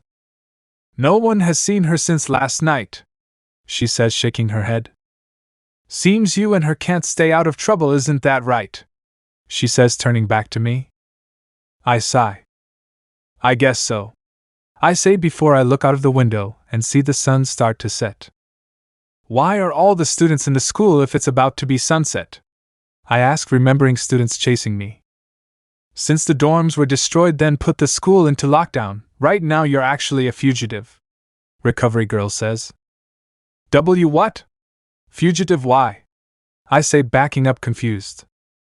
Remember, they think you destroyed the dorms. Aizawa didn't believe it though, that's why he didn't knock you out and bring you to prison, she says, laughing a bit. Oh, I say, looking over at Aizawa. Can I stay here until he wakes up? I ask, not looking away. Recovery Girl nods. Yes, you can, he should be up shortly, she says before sitting down. I nod. A few minutes later, Aizawa wakes up, jumps out of bed and going into a corner in a fighting position. Aizawa, don't worry, it's all okay, I say, using erasure to make sure he doesn't try to use his quirk. He lowers his arms and nods. Thank you for saving me, Midoriya, he says as he goes and sits down on Recovery Girl's bed. So what's the plan? I ask him. I think that you're being manipulated by someone's quirk. You have danger sense, yes? He asks me. I nod. It's using danger sense against you. You think there is danger even if the danger isn't real, but the problem is the person is really causing danger as well, so it could be fake or real, he says, sighing. Can you use search to find the person? He asks me, raising a brow. No, I need to know who I'm looking for to actually find them, I respond, clenching my fist. Damn it, he mutters while holding onto his scarf. You know how to capture people with Black Whip, right? He asks me while slowly taking off his scarf. Yeah, why? I ask as he holds out his scarf to me. Use this. If a fake me shows up, it will most likely have it on. Use it to capture them and see who it is. I'll be watching from the shadows, so don't worry about me being gone, he says as he ties his hair into a ponytail. I nod. Thanks, Aizawa, I say, turning toward the window. No problem, kid, and do me a favor. Help me rebuild the dorms later. I don't want Jairozu to have to do that again. Also avoid heroes, they think you're a villain now, he says, making me chuckle. Gotcha. Anyways, meet me at the tallest building in Tokyo, I say as I jump out of the window. It's time this comes to an end. Chapter 43, A Lost Soul Found. Izuku POV. I'm jumping through the city and notice things around me becoming different. I smirk and use smoke screen to block out my own vision. I remember where the tallest building is, so jumping from building to building going to it while blind will be easy. I reach the top of the skyscraper and stop using smoke screen. Come on out, I say to no one. I know someone's here, I say as the scenery changes to the dorms half destroyed. You did this, a voice says from behind me. I turn and punch the air using one for all. Nothing happens. I didn't do shit, I say as I see all of Class 1A walk out of an elevator. You think I'm stupid or something? I say, laughing to myself. Yes, the voice responds. Bakugo would never comply with going in an elevator with that many Wait, what? I'm not stupid, I yell in an angry tone. Yeah, you are, you damn nerd, the fake Bakugo yells. Damn, you got his personality down perfect, huh? I say, laughing as I charge up one for all. What are you doing? I hear Aizawa say from behind me. I turn to see him with his scarf on and smirk. Nice try, I say before sending the real Aizawa's quirk and wrapping it around the fake one. He tries to move, but I stop time. I jump behind him and kick his neck. I touch his shoulder, and he gets sent a few feet away onto the ground. God damn it, the voice says. So it is him, I think to myself as I run at him. So, who are you really? I say as I punch him in the ribs, sending him to the edge of the building. Why isn't it working? He yells as he looks at his hands. So it was a quirk. Time is stopped. You can't change things in my view or yours because nothing is happening in reality, I say, smirking as I grab his hand and snap it. Buck, he screams as he holds his hand. Don't worry, Recovery Girl is a great person. She'll fix you up before we send you to prison, I say, punching him in the face, making a tooth come out. You think this is over? I have people everywhere, kid, he says as he deactivates his quirk. He's a man not much older than me. He has brown hair and purple eyes. You have people everywhere, but no one is going to save you from prison. You're lucky I'm not gonna kill you, I say, squeezing his jacket. He laughs. You're so lucky, kid, you have this quirk. You're perfect. I was born with no quirk, he says, tearing up as he laughs. They bullied me, they almost killed me, but then he arrived, he saved me and gave me this quirk, but then you killed him, he says with venom dripping out of his voice as he grabs my wrist and squeezes it. My heart sinks. All for one gave him his quirk, didn't he? I think to myself. It's not worth it, I say. He gave me everything and you killed him, he yells, crying more. He didn't, he gave you the power, but now it's yours. He's gone, he can't control you anymore, you can be a hero. I say, crying a bit. He's just like how I was, he's the result of what I would have been if All Might didn't save me that day. I think to myself as tears fall onto his jacket. No, I can't, I've done too much, he says, trying to get away from me. No, I promise I'll get you into a rehabilitation program. You can be a great person, I promise. I say, trying to convince him. It's either there or prison, dude, and prison isn't fun. I say, acting like I know from experience. His tears overflow, and he just starts crying louder. Please help me, Deku, he says, crying as he clutches on my hero suit. I bring him into a hug. It's never too late, you can do it, I say, comforting him. But what if I can't? He mutters. Don't doubt yourself, you have an awesome quirk and it'd be amazing, especially for interrogation, I say with a small laugh. He laughs a bit too. I pull away and decide to use a healing quirk on his wrist. I'm sorry for breaking your wrist, I say, rubbing the back of my head. He laughs and wipes tears off of his face. Don't worry, I should be the one apologizing. I'm sorry I made you see all those bad things, I shouldn't have done it, he says, bowing down. You're right, you shouldn't have, but use your powers for good from now on and I'll forgive you, okay? I say, patting his back. He straightens his posture and nods with a smile. He holds out his hand. Midoriya Hideki, it's nice to meet you, he says, laughing a bit. I smile and nod before taking his hand. Izuku Midoriya, the pleasure's mine, I say before starting time again. The fake class disappears and Aizawa jumps out from the shadows. I see you've worked it out, he says, being cautious. Yeah, turns out he's just been misguided, I say as I put a hand on Hideki's shoulder. Hideki bows at Aizawa. I'm sorry for causing trouble for you and the others at Udata High School, he says. I was hoping we could get him in a rehabilitation program at Udata. I think his quirk would be perfect, I say to Aizawa as I keep an eye on Hideki. I can arrange that, Aizawa says, nodding. Oh, and can you snitch on your people for me? I think they can be rehabilitated as well, I say to Hideki. He nods and smiles. Thank you for this opportunity, he says, bowing. No need to be so formal, dude, I say, nervously laughing. He laughs as well as it starts raining. Well, Midoriya, it seems you will have the night off and start helping me rebuild the dorms tomorrow, Aizawa says with a sly grin. Ah, come on, I thought you were joking. Chapter 44, The End of Ochaco's Universe Journey. Izuku POV. After Hideki, Aizawa and I went back to Udata, I decided to look for Ochaco. I kept telling myself not to be worried, but it was getting harder as the hours passed. I just hope she's okay. Ochaco POV. Wait, so there's a guy named Norman Osborn and you and his daughter Momo Osborn are really close, but he knows you're Spider-Man and is secretly the Green Goblin who wants you dead? I ask Izuku as he rubs the back of his head. Yeah, he says, nervously laughing. Wow, so Momo is the daughter of a criminal mastermind in this universe, I say, astonished, bewildered, and maybe even flabbergasted. Sorry. Yup, also can I have my web shooter back? He asks me. Yeah, sure, but hold on, can you tell me what it's made of? I ask. Sure.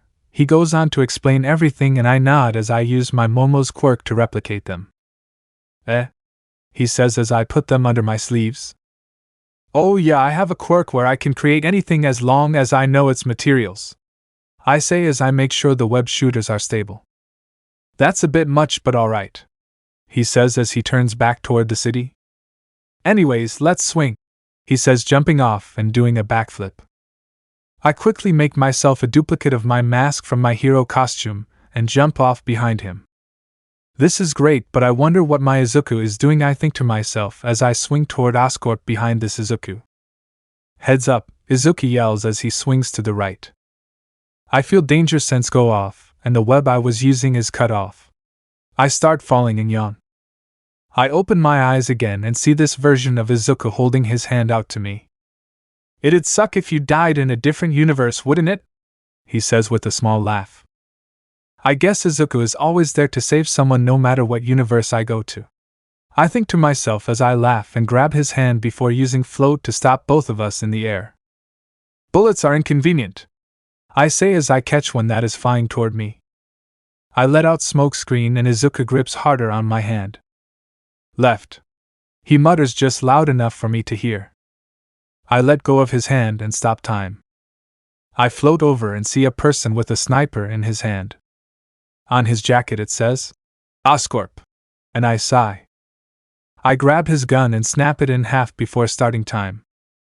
What the hell? The man says, backing up against a building. I put on a scary smile. Work for Osborne again and I'll kill you, got it? I say with a psychotic laugh after. He nods before running away. Might as well be overwhelmingly scary while I'm in a different world. I think to myself as I jump on top of the building I was on the bottom floor of and look down at Izuku. He looks up at me and waves. Nice, he says as he swings up to me. Yeah, thanks, just a little death threat and he was running with his tail between his legs, I say nonchalantly. He looks at me confused and nervously laughs. Yup, gotta love death threats, he says sarcastically as he jumps back off of the building and continues swinging toward Oscorp building. I roll my eyes and follow him. We end up in the lobby of Oscorp going up an elevator. You'd think Spider-Man had better means to confront a villain, huh?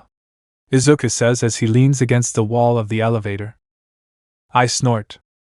Yeah, and no, once we get out I'll make you look cooler, okay? I say, making him raise a brow. Oh hell yeah, he says, cracking his knuckles and putting his mask back on.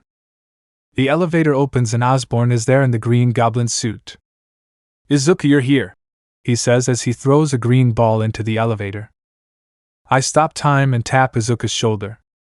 Now set something up, I say excitedly. Watch this, he says as he jumps over and goes next to Goblin. I go over to Goblin's desk and sit down.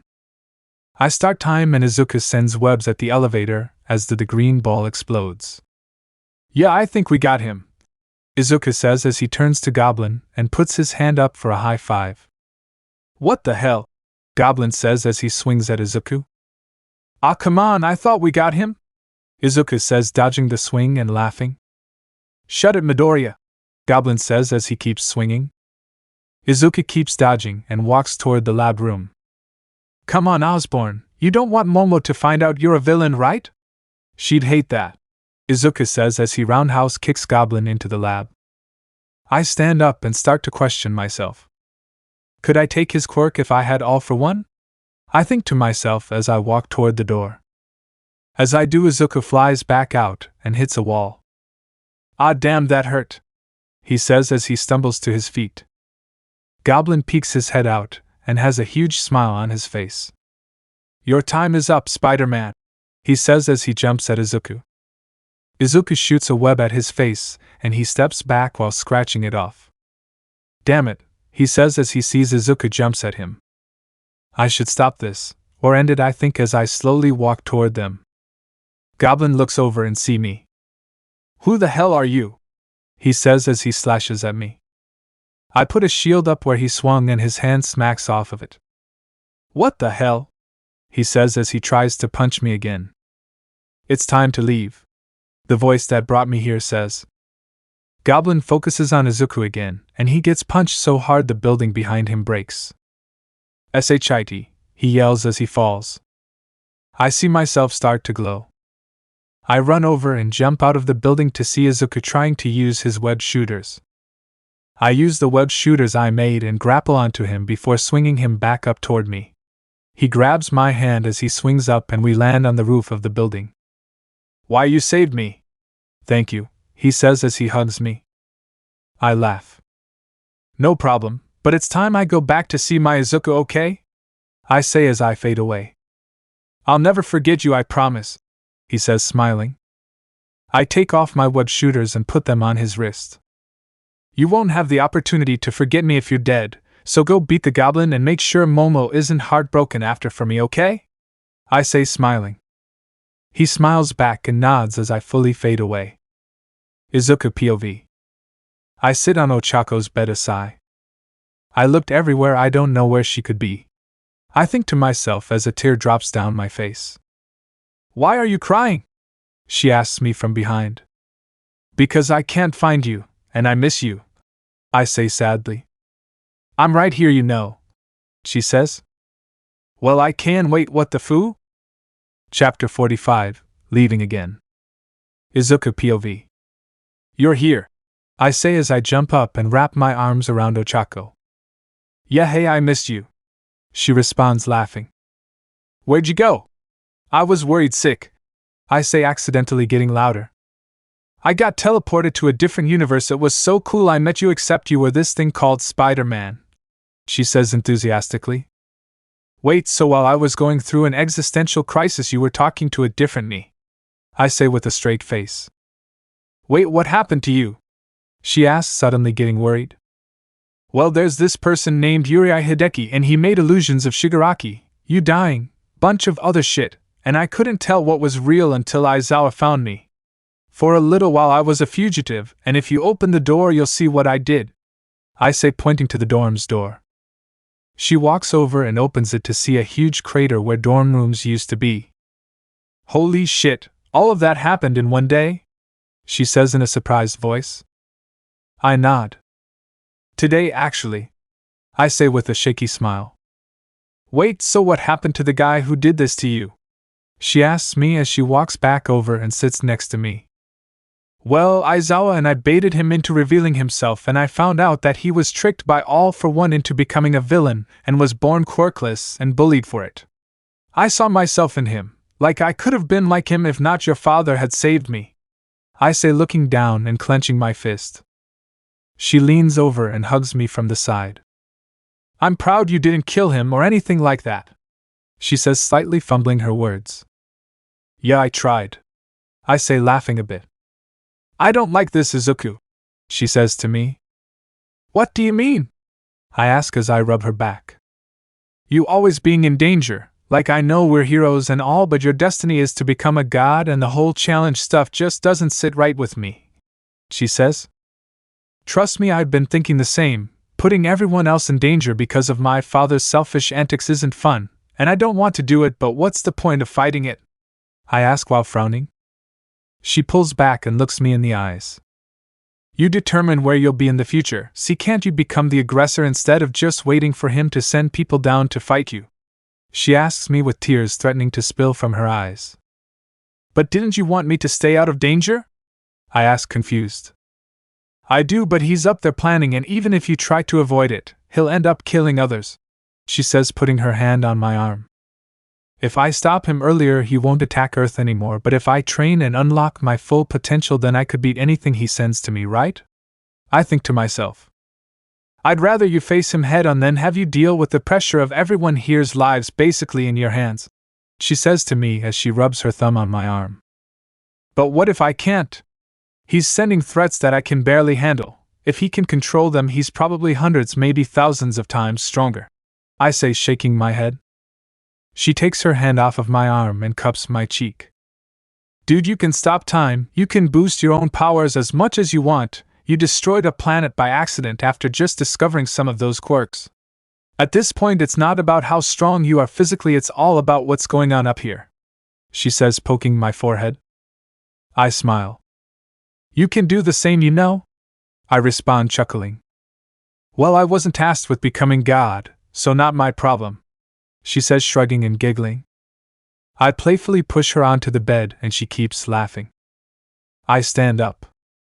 Anyways, wanna spar? I ask while cracking my knuckles.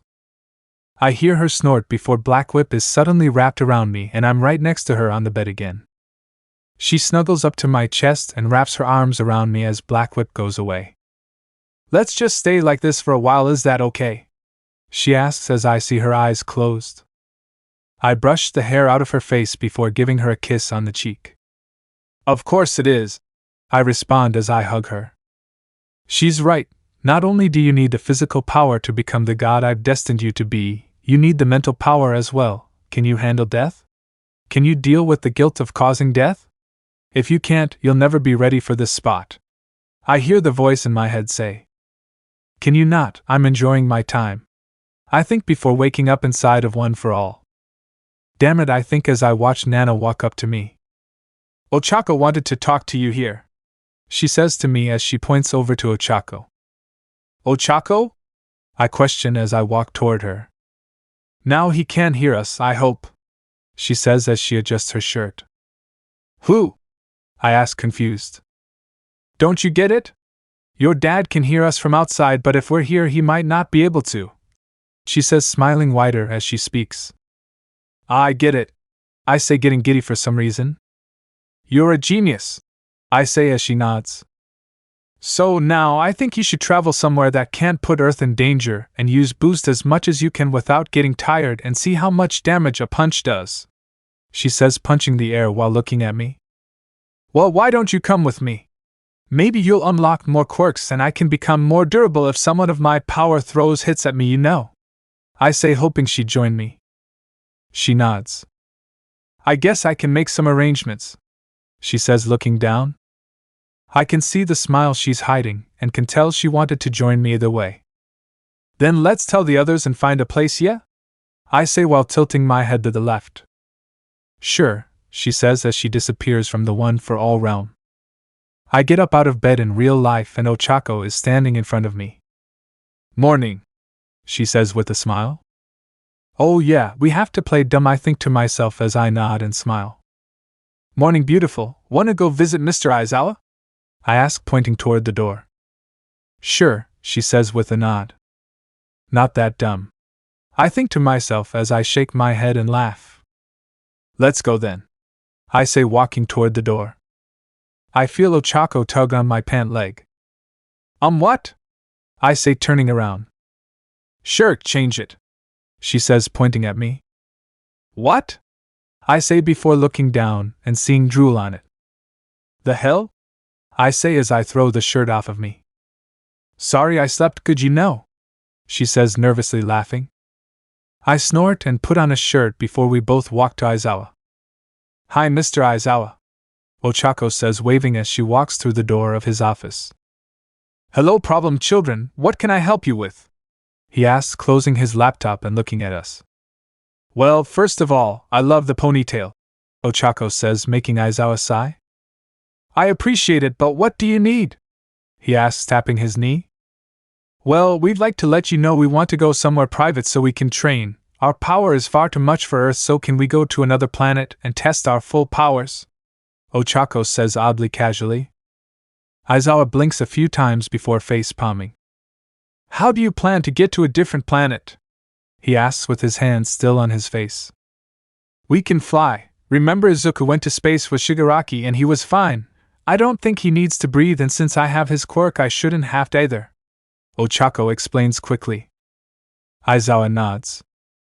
Just don't die, please, he says before shooing us out of the room.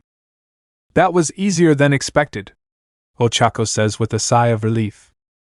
You were stressed there? I say in awe.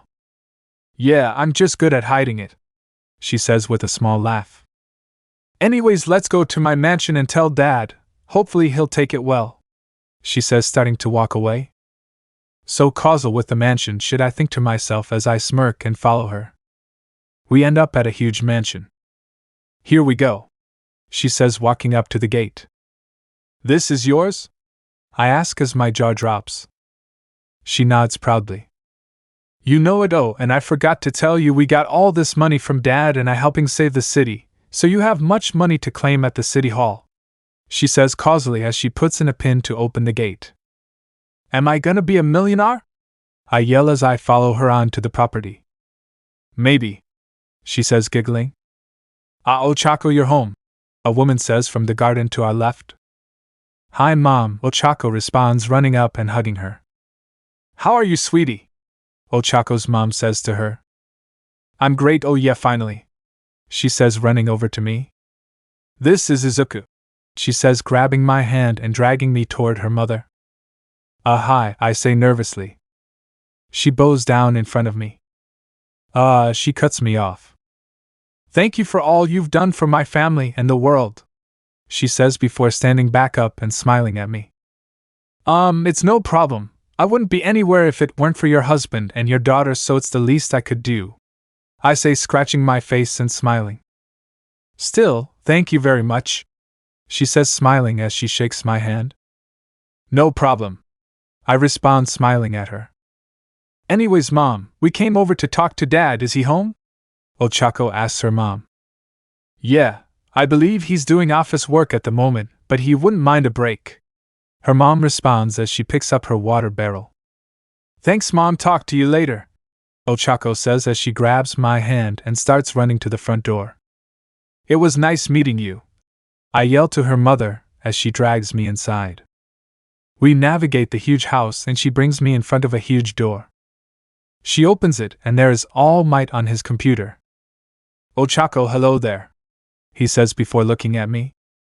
Young Midoriya, he says, getting up and walking toward me. Hey All-M, he hugs me, cutting me off. I was worried for you. I'm happy to see a smile on your face again, he says, hugging me tighter. I smile and tear up. Thank you, I respond. He really is the closest thing I've had to a father figure, I think to myself as I laugh and wipe my eyes. Anyways, what's up? He says, backing away from me and leaning onto his desk. Well, I wanted to go with Izuku to like a different planet so we could figure out our full powers and use them without fear of blowing up the Earth, Ochaco says nervously.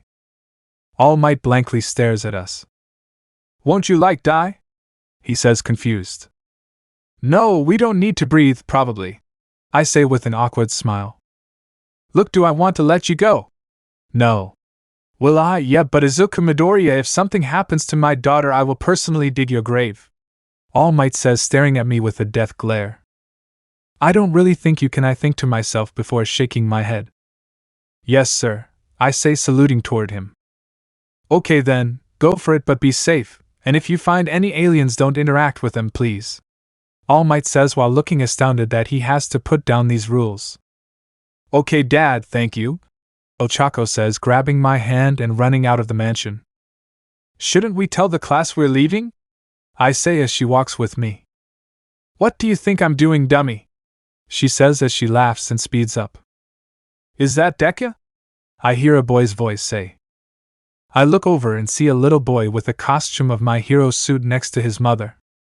Deku, he says, running up to me. I stop Ochaco and kneel down. Hey little buddy, what's up? I say as he runs over and hugs me. You're my hero, Deku, he says, smiling. I smirk. Thanks for the support, little buddy, I say, patting his back.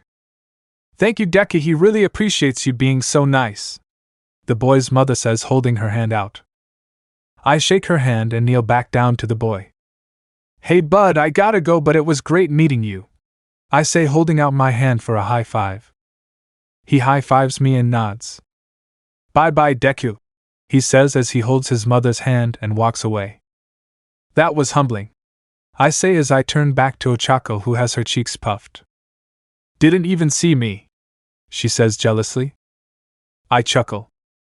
Don't worry, that doesn't matter. Wanna find a planet now? I ask as we walk to UA. After we say goodbye to everyone, she says, yawning. And take a nap, she says, shaking her head. We walk into the dorms and call for everyone to gather around. So what's it you want, nerd? Bakugo says to me. Katsuki, don't even, Ochaco says with an angry face. Yes, ma'am, Bakugo says, looking away at a wall. Damn, I mutter as everyone stares at us. Anyways, we are going on another planet to train, just thought it'd be cool to tell you. And before you ask, we can breathe and everything, Ochaco says, making everyone's jaws drop. You're going to another bucking planet? Bakugo says, started to lose his cool. Ah, Katsuki, calm down, Ochaco says, walking over and putting her hand on Bakugo's mouth. I smirk, seeing Bakugo being treated like a dog. He rolls his eyes and nods. Ochaco backs over toward me. Don't like seeing her touch other boys, though, I think, as a small hint of jealousy creeps into my mind. Anyways, yeah, we're gonna leave after I nap, Ochaco says as she walks toward the stairs. Damn, I hear Mina say. Yes, sorry for the sudden move, it's just necessary for our power, I say, scratching the back of my neck. It's cool, bro, just be safe, okay? Kaminari says in a rare appearance of his serious side.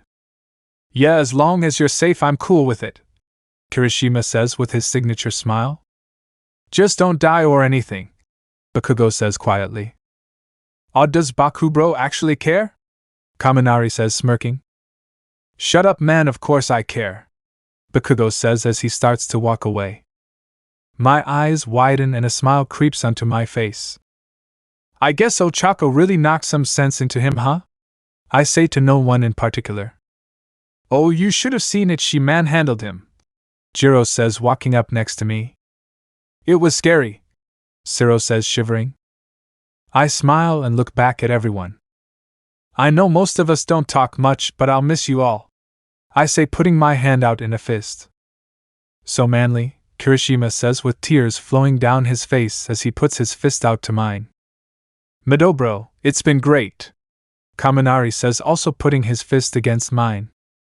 I look to the rest of the class and they just smile and put their fists in.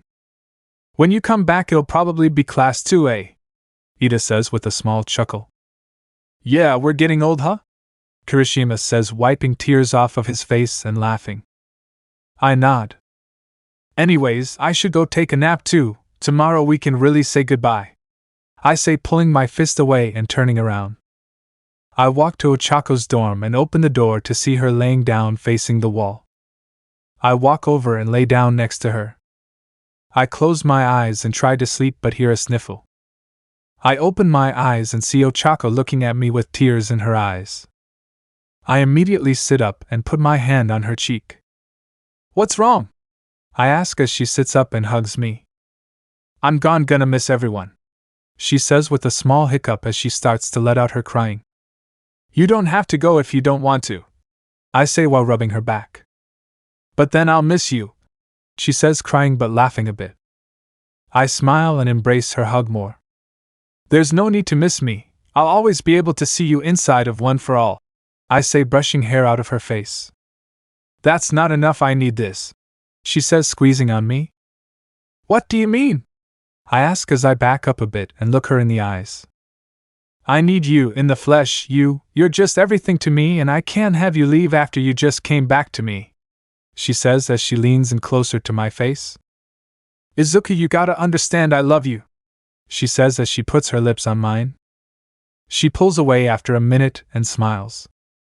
You still blush when I do that, she says with a giggle. I blush harder and look down. Yeah, I guess I do, I say before looking back up and smacking my lips on hers. Might as well have fun before we go, shouldn't we? I say as I push her down onto the bed. She laughs. Oh, how fast you can go from a shy little boy to a bold man is scary, she says, laughing. Ah, hush, I say before she giggles again. Yeah, we can have some fun, she says before tugging on my shirt and bringing me down on top of her. Once we finished the Devil's Tango, we went to sleep. The next morning we get up and get ready before going down and being ready to say our goodbyes. So this is really it this time, I say with a small laugh. Then let's go for a round 2, Bakugo says, walking up and wrapping his arms around me in a hug. Bakugo? I say, confused as I try and pull away. Stop, just let it happen, nerd, he says, keeping me in his grip. Group hug, Ochaco yells, bashing into Bakugo and I.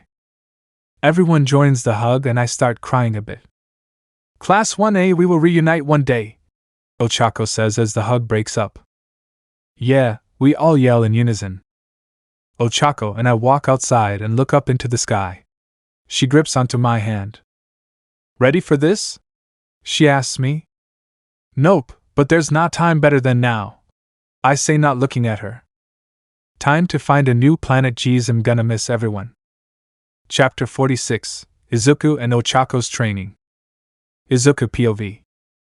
Ochaco and I searched for a while but finally found a planet with no other life on it, a survivable climate, and gravity close enough to Earth's. Finally, why am I so tired again? She says out loud as we start walking on the planet we're on. We just finished entering the atmosphere of the planet, and it has trees all around and some mountains. Did we find Earth's younger brother or something? Ochaco says, making me smirk. I don't know, but this looks like a good place to train, I say as I go and punch a tree. Buck, I yell in pain. It's a tree, why'd you scream? Ochaco asks in confusion. I struggle to speak while holding my wrist. Hard like rock, but worse. I mumble as I start to laugh at my own pain as regeneration kicks in. Weird, Ochaco says as she walks over and knocks on the tree. Yup, that's a lot harder than our planet's trees, she says, shaking her wrist. I should have used a buck and quirk to punch it, I mutter to myself. You got that right? Ochaco says as she activates One for All and punches the tree. A small crack forms, but she stumbles back and hits the ground. Pain, I hear her say. Damn, I'm the one who unlocked regeneration, why'd you do that? I say, face palming. I wasn't thinking, I just wanted to see if One for All could destroy it, she says, shaking her wrist. Buck, that hurt, she says as I see tears about to form in her eyes. Come here, I say, walking over toward her and using a healing quirk to repair her clearly broken wrist. That's convenient, huh? She says, looking at her wrist. Yeah, I say with a small chuckle. Anyways, wanna focus on sparring until we think we can break a tree, or we could fully fight and then train, then after we can fight again and see how much stronger we got, she says, holding her hand to her chin. Let's fight now, then train and see how different it is after, sound good? I say, cracking my neck. Yeah, sure, let's do it, she says before activating One for All again and swinging at me. I dodge quickly and jump back. Going for a cheap shot, huh? I say, smiling. She jumps up onto a tree and looks down at me. Anything to win, right? She says as a pink cloak surrounds her. I smirk. Seems familiar, where'd you learn that? I say sarcastically as I activate my own cloak. I don't know, kinda just happened, she says, shrugging sarcastically. She smiles and jumps at me.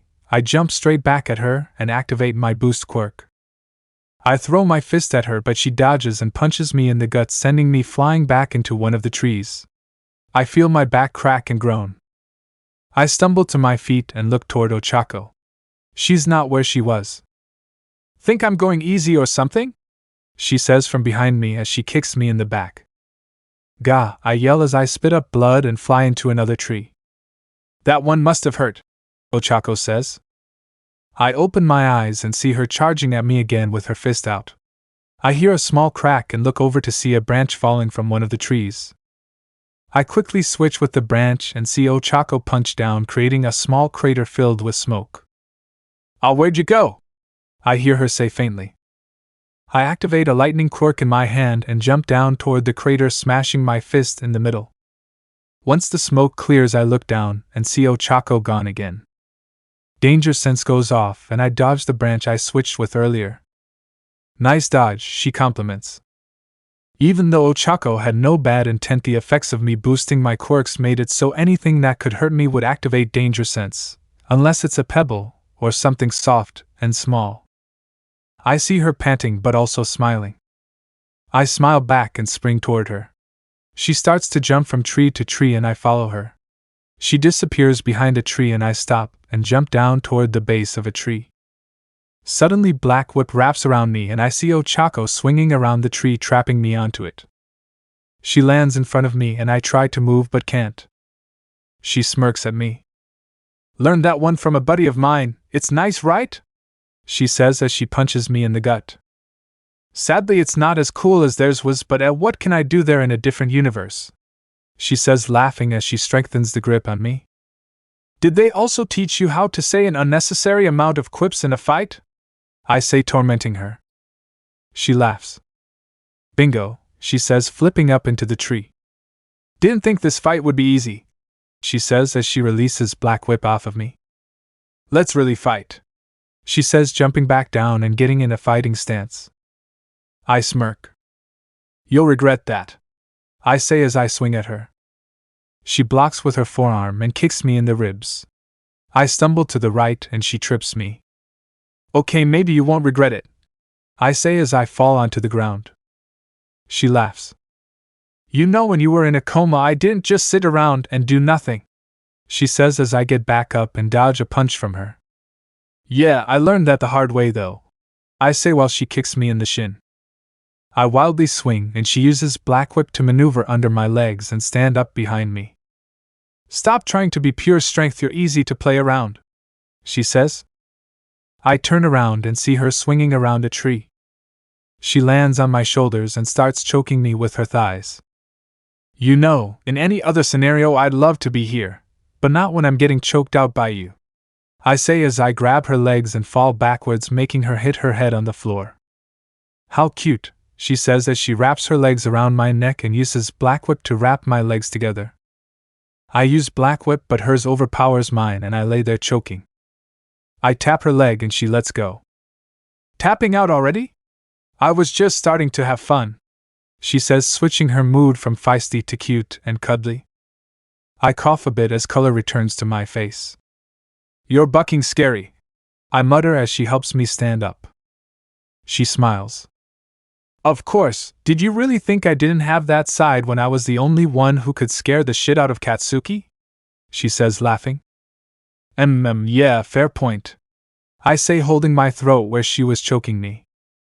"Anyways, let's find shelter," Ochaco says, turning away and walking toward a mountain. "Yeah, let's do that," I say, seeing the sun starting to set. We find nothing, but Ochaco creates some metal using Momo's quirk and creates a small house out of it. She creates a mattress and we lay down together. "Night night, Izuku," Ochaco says, yawning. "Night. Next time I'll actually try and train instead of getting my ass handed to me." Chapter 47, Secrets Out and Villains Return. Narrator POV. Been a while, right? The members of Class 1A were finally back in class, now as Class 2A. After Izuku Midoriya and Ochaco Uraraka went to train on a different planet, the class badgered Mr. Aizawa to start classes again and start the next year. He reluctantly agreed, only because if he didn't he wouldn't hear the end of it from Almight, who was also pushing for them to return to class. Although Izuku and Ochaco were gone, heroes still stepped up to the plate and fought off villains. The two were inspiring others even when not on the planet.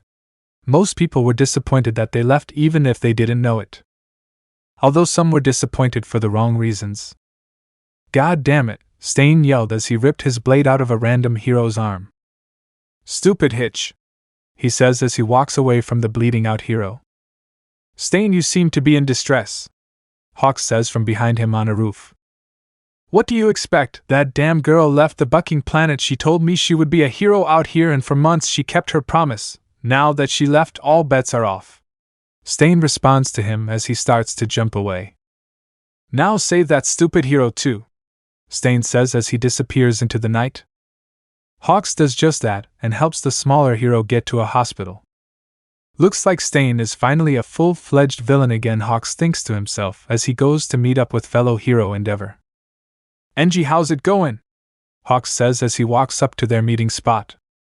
"We aren't there yet, Hawks," the older Todoroki responds to his co-worker. "Any update on Stain?" Endeavor asks as he taps his foot on the ground. "He's back to being a villain. Because of Ochaco Uraraka's recent departure from Earth, he believes she broke her promise to him, and that she's a fake hero now," Hawks says, leaning onto the edge of the building the two are standing on. "So because a young girl left the planet, she's all of a sudden not a real hero?" Endeavor says, confused at Hawks' statement. "I think he knows something we don't. If she is some random girl, then why does he care?" Hawks says, standing up straight and looking at Endeavor. "He shouldn't," Endeavor responds, titling his head at Hawks. "Exactly," Stain says, "the only true hero is Almight, and he's retired now, or at least close to being. What if the Uraraka girl has a connection to Almight?" Hawks says to Endeavor. "I could have my son Shoto look into it, seeing that they are in the same class. Even if she's not there, Udare must have some information on her, right?" Endeavor says, crossing his arms. "I don't think we need that. Why not talk to Almight directly?" Hawks says, pointing toward the huge mansion in the distance. Endeavor looks over and chuckles a bit. "You kids are getting pretty good, you know," Endeavor says while shaking his head. "Oh, you don't have to tell me, just follow me, we can go now," Hawks says with a smug smirk as he starts to fly toward the mansion. The two fly and land at the gate of the mansion. They press an intercom and a female voice answers. "This is the Yagi household. Who am I speaking to?" the voice says. "Hello there, I am the Pro Hero Hawks and I am accompanied by Pro Hero Endeavor. We would like to speak to All Might if that is okay with you. Hawks says to the intercom as Endeavor awkwardly stands behind him. Yes, of course, let me go get him. The woman responds from the intercom. So he lives with a woman, could she be his child? Hawks thinks to himself before hearing the intercom start again. Hello, this is All Might speaking. All Might says through the intercom. Yes, hello, as you know it's Hawks and Endeavor. Hawks says as he looks back to Endeavor. Come on, bud, say hi. Hawks says to Endeavor, knowing it'll annoy him. Tashinori, we'd like to speak face to face. Endeavor says, making Hawks raise an eyebrow. Sure, NG, I'll unlock the gate for you now. All Might responds. A few seconds later, the two pro heroes heard a click and the gates slowly opened. They made their way inside and found All Might. Hello, you two, why don't we go to my office so we can speak? All Might says, leading the two toward his office. Once they enter the office, All Might closes the door and sits down at his desk. You two want to have a seat? All Might asks as he points to two chairs next to a small table. Hawks nods and sits down, but Endeavor doesn't move. I'll stand, Endeavor says, crossing his arms. A small silence overtakes the room, but Hawks quickly breaks it. So, we came to ask about the young girl who recently went to another planet. Hawks says, tapping his finger on the arm of the chair he's in. Ochaco Uraraka is her name, right? All Might says, nodding a bit. Yes, we'd like to know your relationship to her, Endeavor says, making All Might shift in his seat. Well, she's just a student at the school I work at. Why? All Might says, straightening his posture. Well, the villain Stain is out for her. Apparently he saw your heroism in her, and now that she left he believes she broke that. Could you tell me what the girl's quirk is? Hawks says, crooking his neck to the side. She has multiple quirks, I believe, All Might says with a small stutter. And one of them is scarily similar to yours, correct? Hawks says, smirking. Well, her and the young man she went to a different planet with have similar quirks, so I don't exactly know what you're getting at, All Might says nervously. Well, they clearly aren't related, right? Unless you're the father of Izuku Midoriya, which I don't think is true. You'd be mourning the loss of Izuku Midoriya. Instead, you live with a woman now, Hawks says, making All Might gulp. What's your goal here? All Might says, clenching his fist under the desk. Just admit it, All Might. Uraraka is your daughter, and you've been hiding her identity so she doesn't get targeted by your enemies, Hawks says, standing up and putting a hand on All Might's desk. Kids these days are getting way too good, huh? All Might mutters. Exactly, Endeavor says from behind Hawks, making him turn back. I assume you guys have a past or something? Hawks says, making the two others shake their heads. He was my rival when we were both new heroes, All Might says as Endeavor scoffs. My only goal was to become better than you. Don't even act like I ever came close, the older Todoroki says with a smirk. Fair point, I guess you couldn't handle this heat, huh? All Might says, making Hawks laugh. I see what you did there, Hawks says, pointing to All Might. Endeavor shakes his head and turns back. Let's go, Hawks, he says, walking out of the door. Oh, and by the way, All Might, we won't tell the Hero Commission about your relationship with the girl. I just wanted to know why Stain was really mad. Anyways, bye, Hawks says, exiting the room. All Might sighs. So much for a secret, he says out loud to himself as he gets up and walks over to the sofa. At the same time, Izuku and Ochaco were both training for their next fight. So you can break a tree, right? Ochaco says while wiping sweat off of her forehead. Yup, when I activate boost I can destroy multiple at once, Izuku responds while mimicking a punching motion. Okay, good, now focus on doing something else. You know how I said you mostly utilize your strength in straight-up punches? Ochaco says while holding her chin. Yeah? Izuku responds, putting his arm down and walking closer to Ochaco.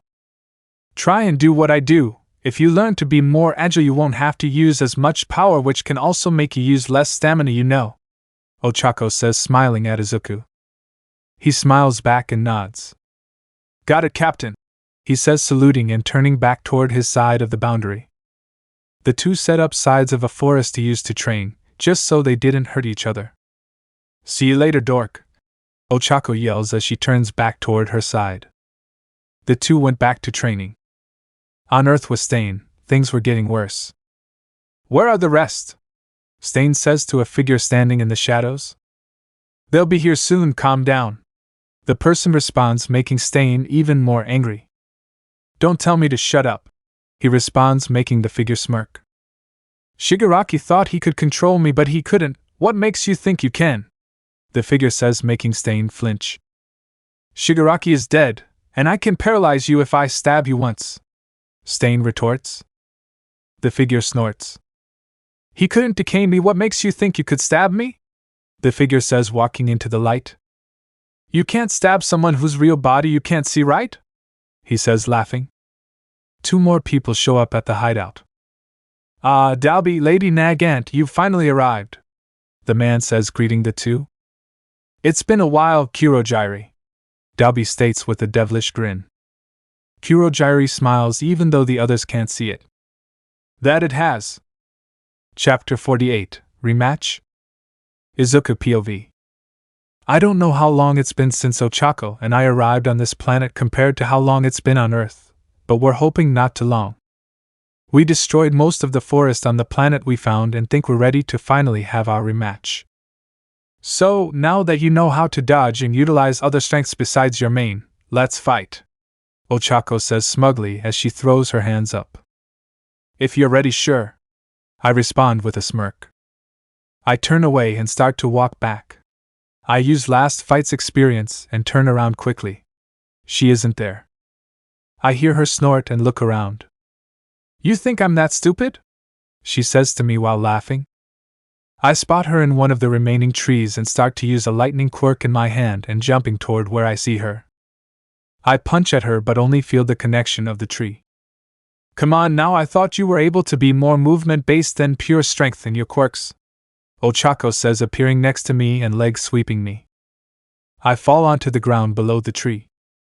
I can't be movement-based when I can't even see you, I respond, cracking my shoulder. Then find me a prick, with how many quirks you have, and you're telling me you can't use one to locate me? Ochaco responds in a sassy manner. Well, yeah, I guess you're right, I respond, rolling my eyes as I dodge a stray metal rod thrown from behind me. What quirk was that?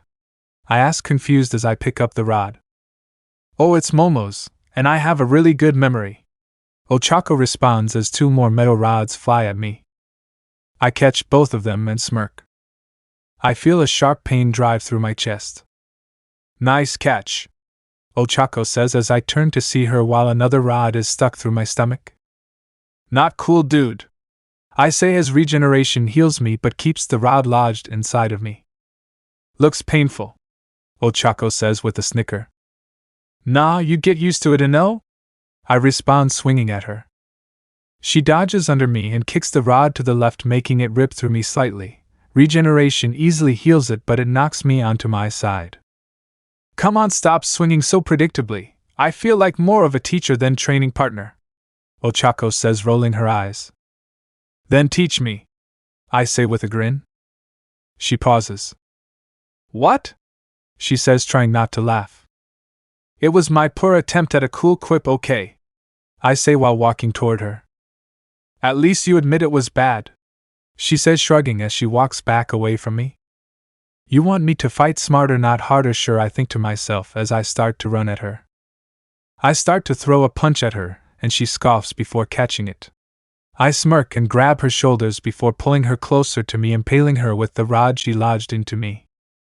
She struggles to move as tears start to flow down her face. I guess you got me, she says, holding back tears as she looks me in the eye. I reach out to touch her cheek, but she disappears into thin air. Well, technically you got me, just not me, you know? Ochaco says, pointing at herself as I see her in one of the trees. What? How? I ask, confused. Remember Twice, that dude you killed? Yeah, I have his quirk, but stronger. They can take more damage, and I'm not insane, so I know who's the real me, Ochaco says, smiling.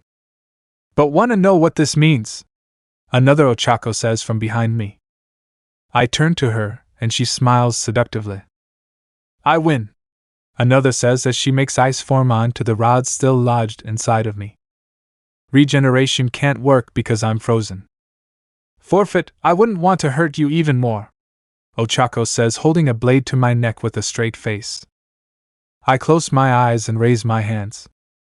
Fine, I say as I open my eyes and see her lower the blade. I'll just have to end this then, I say as I use a telekinesis quirk to bring the blade she had in her hand into mine and take the rod out of my stomach and throw it away. Regeneration quickly heals me and I use my switch quirk to switch with the rod I just threw away so Ochaco and I weren't so close. Smooth, I say as I turn back toward her to see her smirking. Not bad, she says, picking up the blade she made with Momo's quirk. But not the best either, she says, laughing a bit as she turns and punches the clone I sent to her in the face. You know it's hard to really outsmart me when I know most of your arsenal, she says, starting to walk toward me. You do now? I say with a smirk. She snorts. Yup, she says as she starts to dash at me.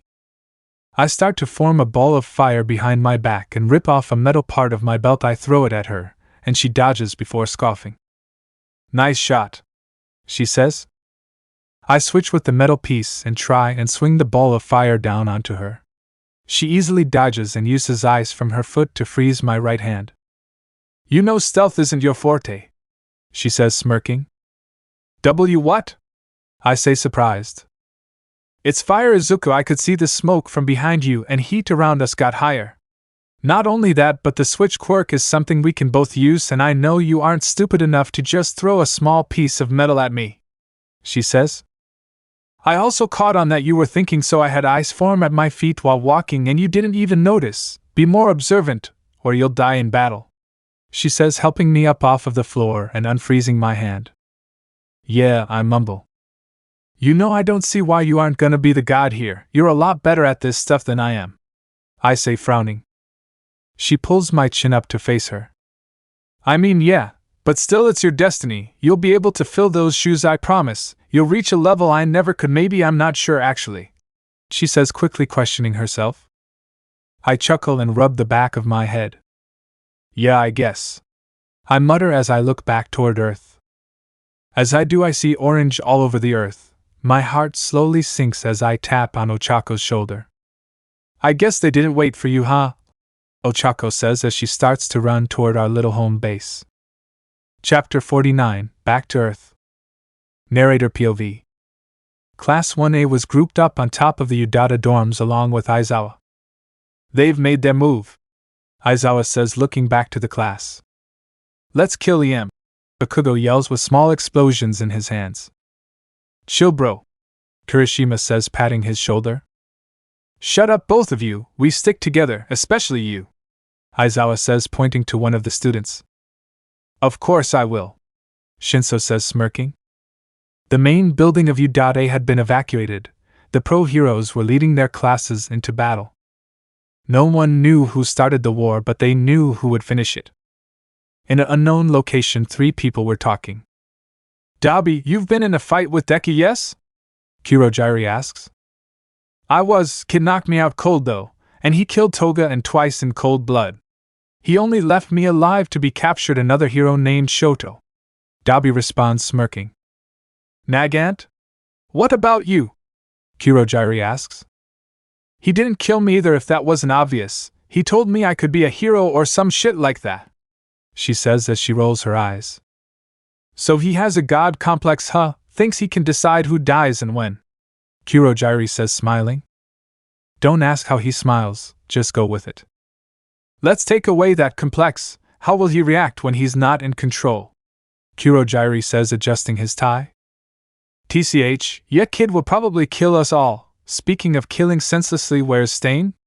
Nagant says, looking around. Kurojairi scoffs. He's out killing heroes as per usual, he says before he spins his chair and goes to a computer. What are you doing? Dabi asks, annoyed. Giving our friends some company, Kurojairi says sarcastically. Send up the Nomu, target class 1A, Kurojairi says as he clicks a button on his computer. Back with class A, a huge screech could be heard across the city. Suddenly, hundreds of gnomes show up and start to scale the dorms. Shit! Aizawa mutters. Todoroki, Mina, do it now! Bakugo says, smirking. Both Todoroki and Mina nod and run to the edge of the dorms, and Todoroki surrounds the Nomu with a huge tower of ice trapping them inside. Mina uses as much of her acid as she can and drops it on them. Bakugo now, Shoto says, looking back. Bakugo smirks and uses explosions to go above the tower of ice and landing on the edge. Die! Bakugo yells as he releases the sweat in both of his gauntlets into the tower and blows them up. The acid from Mina makes the explosions 10x stronger. The dorms shake and Bakugo falls back off of the tower of ice. I gotcha, Shiro says, using his tape to catch Bakugo. Yes, Kaminari says, throwing his hand up. No time to celebrate, more Noma's 6 o'clock. Jiro says, alerting the class. Got it, Momo says, creating a large cannon. My tummy hurts, Aoyama says as he continues to shoot his beam at people. Dark Shadow, come back, Tokoemi says, recalling Dark Shadow. Jiro creates a blast with her ear jacks, making all of the Nomu stop moving and cover their ears. Todoroki makes a huge wave of ice and freezes some of the Nomu. Aizawa and Shinso use their scarves to wrap a few up. Loud thumps could be heard from in the woods. Uh-oh, Tsu mutters as the students look over to see Gigantomachia. I thought he died, Todoroki said, confused. Clearly not, Bakugo yells in an angry tone. Don't be a bucking idiot, HES right there, Bakugo yells, pointing at Gigantomachia. In an instant all of the Nomu are gone, and Gigantomachia is on the ground. Calm down, Katsuki, fighting a friend while fighting enemies doesn't mix well, Ochaco says, smirking at Bakugo. Ochaco? Mina says, surprised as she winks. I'm back, she says happily. Icy Hot isn't my friend, he's just a classmate, Bakugo says, gritting his teeth. Ouch, Shoto mumbles as he keeps a monotone voice. Where's Dad? Ochaco says, looking around. He took your mother on a flight to America the other night, Aizawa says, jumping next to her. She nods. Izuku is at the other side of the city. Let's clear this place up and find him, Ochaco says, cracking her knuckles. She vanishes from the class's view, but they listen and start to go toward the middle of the city. Izuku POV. Dabi, it's been a while, I say, smirking at him. I hear a loud bang but already dodged to the left before. You too, Nagant, I say, not looking away from Dabi. I left you two alive for a reason, clearly I made a mistake in doing so, I say as rage takes over my body. Who are you to decide when we die? Dabi says, making flames appear in his hands. My smile widens. I'm God, I say as I start to laugh. God complexa? Our old leader had that, look what happened to him, Dabi says, scoffing. No, Toya, you don't understand, I am the son of God, I will decide your fate right here and now, trust me, Endeavor won't miss a thing, I say, avoiding another bullet from Nagant. I use switch to switch with a bullet from Nagant's gun. If you keep shooting at me I might change my mind of letting you go, I say as I grab her by the neck and throw her into the ground, making her cough up blood. She grabs at my hand. They force me to kill, heroes are nothing but scumbags, she says, biting onto my hand. Kill or be killed, isn't that the saying? I say, laughing. You could have resigned, you could have manipulated them into changing your position, but no, you did what they wanted you to, I say, gripping harder on Nagant's neck. Dabi sends fire at me, but I endure it. Nagant, on the other hand, screams in pain. Better tell your friend to stop, yeah? I say as the skin being burned keep regenerating immediately. Dabi, stop please, Nagant screams in pain. The flames from behind me stop and I smirk. I look back to Dabi to see him next to me, about to punch me in the face. I catch his wrist and break it. You're nothing without the flames your father gave you. Instead of training with combat you did what he did and tried to rely on it. Imagine you didn't though. Your fire is stronger than his, you could have become far greater than he was, I say, winding back my fist and punching him in the jaw. He goes flying back into a building and Nomu start to surround Nagant and I look back to Nagant to see her crying. It makes me twitch and I back up off of her. Kill her, the voice in my head says. I charge a bolt of lightning in my hand and she starts to back up. Stop please, she says in between cries. I raise my arm to her and close my eyes. I'll do anything, I promise, she says, making me open my eyes. Anything? I say, smirking. Ochaco POV. The class and I have been wiping out hordes of Noma. I started to run toward a certain part of the city after Jiro said she heard a gunshot. I look around until I lay my eyes on Izuku. He's healing Dabi, who seems to have a broken wrist. Next to them is Lady Nagant, who is putting on a shirt over her brow. What did he do, I think to myself as I back up in shock. Izuku helps Dabi up off of the floor and looks toward the tallest building in the city.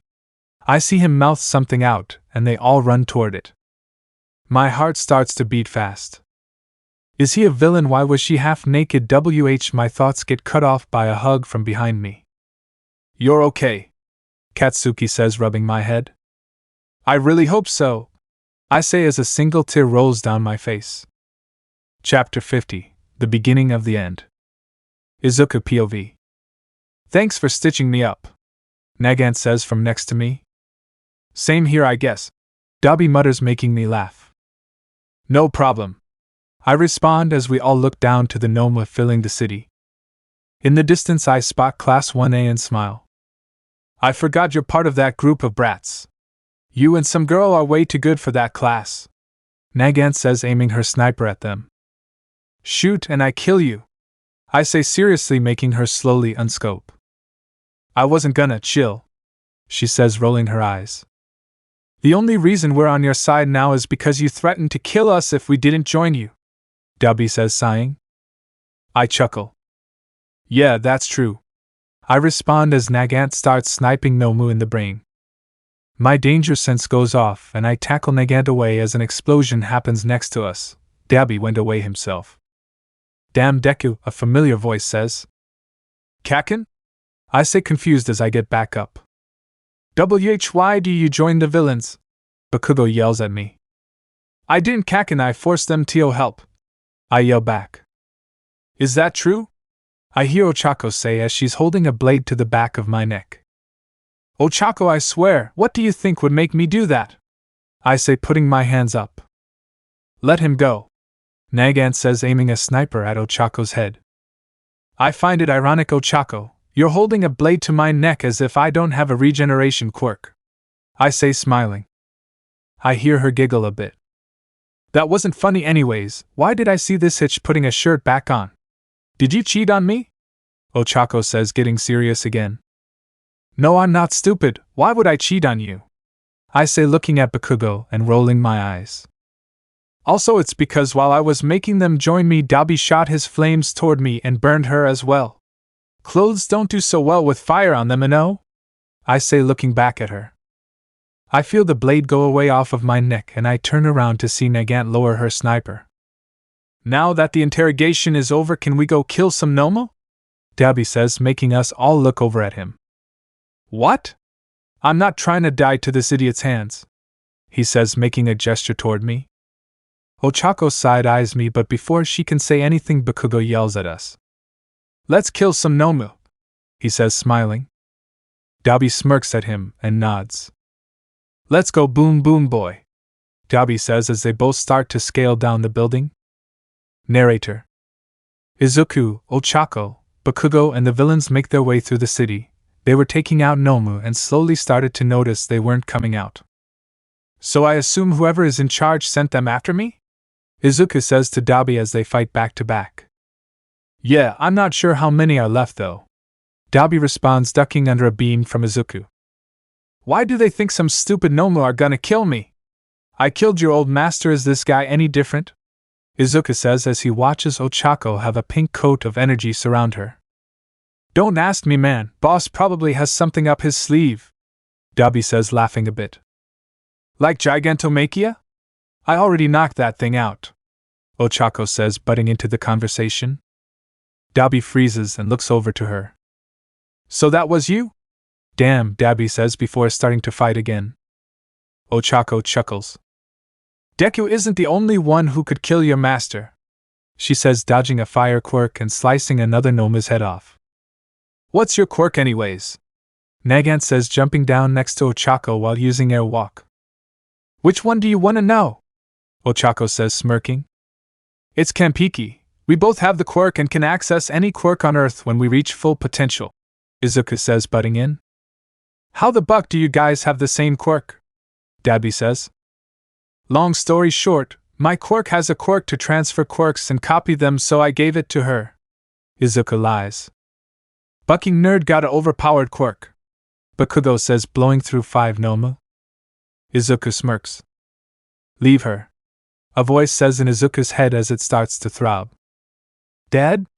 Izuku thinks to himself as he gets dizzy. He creates a shield around all of them and collapses. Izuku POV.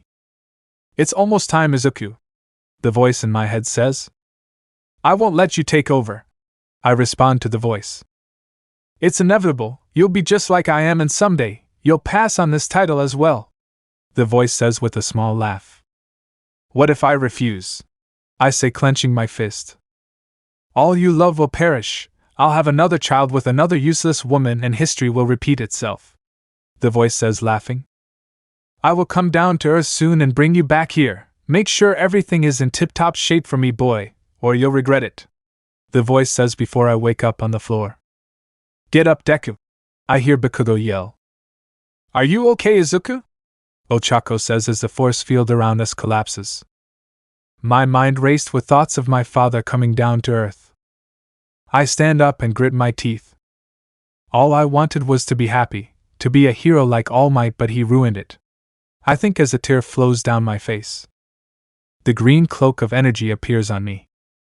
He took away my mom, called her useless, I think, while closing my eyes. I start to shake with anger, and a huge bubble of energy covers the arena I'm in and kills all of the Noma.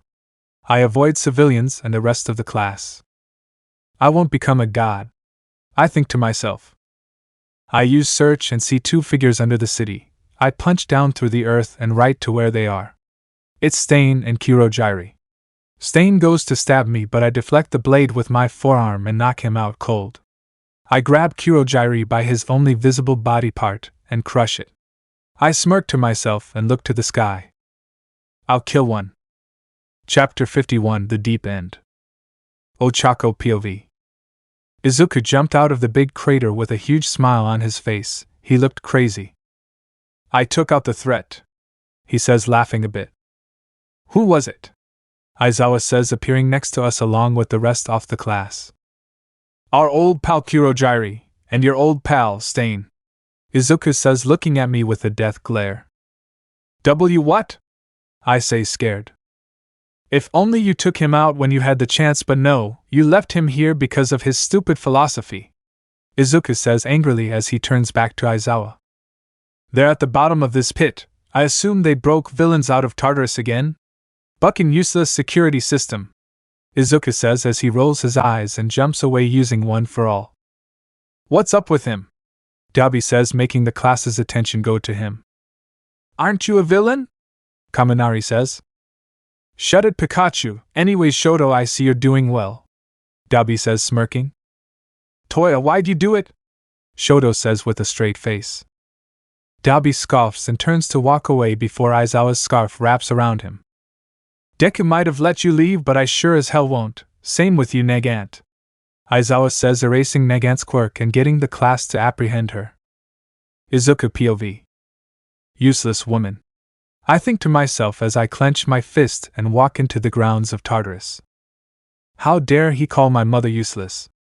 I think as I see villains walking out of the prison with smiles on their faces. I grit my teeth and walk faster toward the villains. They spot me and start to form a group in my path. Idiots, I mutter as I smirk. The green cloak of energy surrounds me and the villains' speed. Suddenly they all stop. Izuku, don't do this, please, I hear Ochaco say from behind me. I turn and see her holding her hand on my burned hero costume. Ochaco, what did you do? Why can't I see them? I say, clenching my fist. You have to stop, be the hero I know you really are, she says, smiling. My face stays the same, and I smack her hand off of me. This isn't your job. You can be the hero you want to be, but I'm destined for something much greater, I say, smiling. I won't let my father give me the title of God. I'll be taking it for myself by force. I'll decide who dies and when. I'll do it myself if I have to, I say, smiling as I start to laugh. Stop this, Izuku, I hear Bakugo say from behind me. My eyes widen and I grin. Ochaco, you couldn't stop me if you tried. You're a small fry now. You pushed me down when we were younger, and now I could kill you with one hand behind my back and a blindfold on my face, I say, laughing. Both Ochaco and Bakugo disappear, and I look to see Hideki. Hideki? I say as my smile fades. What happened to you? You helped me become a better, and now you're insane, he says as tears threaten to leave his eyes. I blankly stare at him. I'm doing what must be done, I say as I hear the villains get closer. I smirk at Hideki and quickly turn and use a quirk to form sharp stones which stab through each villain's chest, killing them. I hear something fall behind me and turn to see Hideki crying and his phone on the floor. Deku, stop this, he says, walking up to me and shaking my hero costume. Get away from me, I say, closing my eyes. Stop, you're a hero, why are you killing them? He says as I look down to him tugging on my costume. I said get away from me, I say, gripping my hand onto his neck. The tears in his eyes don't faze me and I squeeze down harder. Give up, Hideki, you won't be able to become a hero. I see a younger version of myself inside of you. Look where I am now. Give up and maybe your life won't go to shit, I say, throwing him back. He lands on the ground and starts to cough. They'll never give up, damn it, he says, crying and coughing. I smirk and laugh. Good luck then, I say, turning away and leaving. Ochaco POV. I see a green figure flying up in the distance. Izuku? I think to myself as I look back to Bakugo, who's looking at me. It's definitely him, Bakugo mutters, making me clench my fist. I activate a telepathy quirk and access Izuku. Where are you going, Izuku? I say to him through telepathy. What's it to you? He responds in an angry tone. I don't know, maybe you just went nuts and I want to know. Quit this shit and get back here, I say, getting pissed off. I hear him laugh. Buck off, he says before the connection breaks. I clench my fist and start to fly after him.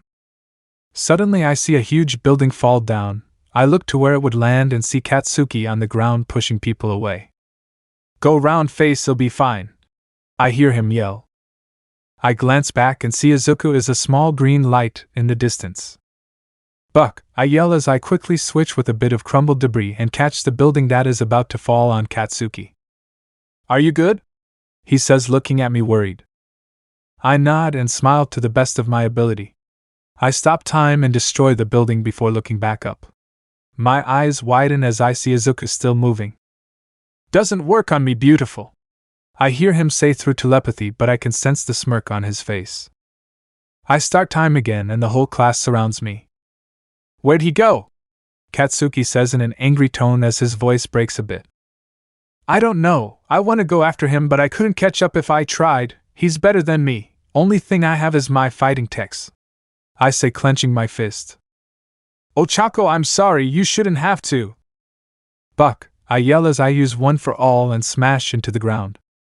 The class backs away as I feel tears flow down my face. Could something please just go right for once? I scream as I fall to my knees. Why God, why did you choose him? I mumble as I cry. Why'd you choose him? I mumble again. Because God knew you'd be able to help him, that you'd be there to bring him back up when he started falling. You know he planned for Izuku to be the next god, don't you think he planned who'd be around him? Katsuki says as he walks closer to me and kneels down to hug me. My eyes widen and I look up to see him crying but smirking. We are heroes, and our friend needs saving, not from a villain this time, but from himself. Chapter 52, Face to Face. Izuku POV. Where the buck are you, huh? I yell as I see a star coming closer to me. You've decided to be the aggressor, Dad says in my head. Tell me where the buck you are, I'll kill you now, you bastard! I yell, smiling as I send a huge beam that destroys a random planet. You just killed millions of beings on that planet, his voice says in my head. I laugh maniacally. Well, God shows us when and where someone dies, right? This is my destiny, isn't it? I say, smiling. You've got the wrong idea, son, he says to me. I give you your choices, it's your decision, I never dictate what you or your friends do, he says, making me grit my teeth. You're lying, it's all your fault, I say, starting to shake in anger. You have your destiny, but how you get there is not in my control, the voice says, slightly louder than before. Then send me back, give me a fresh start, but this time anyone who gets in my way will die, I say as my eyes widen with a smile. You know I can't do that, the voice says angrily. I laugh and destroy another planet. You're killing millions, Izuku, stop this, he says to me. Show yourself and I will, I yell before a light starts to come at me from the side. My smile comes back and I brace myself. I get punched in the stomach and fly back through a planet. I laugh a bit as the light flies at me again. I bring back my fist and punch the light, making it stop. You finally decided to show yourself, eh? I say, smiling. I didn't want to meet under these circumstances, my plan is backfiring, he says, bringing his arm back and punching at me. I dodge and snap his arm. He grunts, but his arm goes back to normal quickly. My energy rises and I get excited. Yes, maybe if you can't die, I'll be able to inflict as much pain as you made me feel, I yell as I fly toward him. Ochaco POV. The class and I watch in awe as two lights flash back and forth in the sky. I would usually be worried, but because one is green, I'm utterly terrified. I need to go, I say, standing up before feeling Aizawa's scarf wrap around my torso. This isn't your fight, Katsuki says to me, holding onto my shoulder. Yes it is, we have the same power, it's my fight too, I told H. You told Izuku, that isn't Izuku, that's a whole different beast, Katsuki says, cutting me off. Please, I know I can help, I can get us all safe and we won't have anything to worry about. Suddenly multiple planets explode. My eyes widen and I rip myself out of Aizawa's grasp and start to fly up. Ochaco, don't please, Katsuki says, starting to use his explosions to fly up toward me. I'm sorry, but I need to, I yell while using Aizawa's quirk to erase Katsuki and Aizawa's at once. Come back, the rest of the class yells as they send their quirks at me. I dodge them and close my eyes before I flick a Delaware smash at them, making them fall. Katsuki quickly gets back up and flies toward me with his explosions. He catches up to me and grabs my foot. He smirks and uses his new ability to basically flashbang me. I close my eyes and deactivate my quirk. I blink a lot to get the flash out of my eyes and see Katsuki still flying up with me using his quirk. What are you doing? I ask him, pissed off. You're gonna save him, right? I know I told you we had to save him, but you're the only one who can right now, so go and we'll be here, just bring him back to Earth, okay? He says, not looking at me. I smile and nod. Thank you, Ochaco, he says before letting go of me and pretending to fall. I fly up and leave. I glance back down to see Katsuki smiling at me. I guess he can redeem his shit attitude. Izuku POV. Izuku, you must stop this, Dad says as I smile at him and blow up a planet near us. Or what? I say, laughing. I'll kill you, he quickly responds with a serious face. Oh, I'd like to see you, TR. Everything stops. I put my hand to my heart and feel no beating. I start to move toward God and smile. I see his face become surprised and he starts backing up. How aren't you dead? He asks as he stabs through my chest with a blade. Regeneration stops me from bleeding and my heart starts again. My senses quickly come back to being enhanced and I smirk. I bring back my fist and punch him in the face.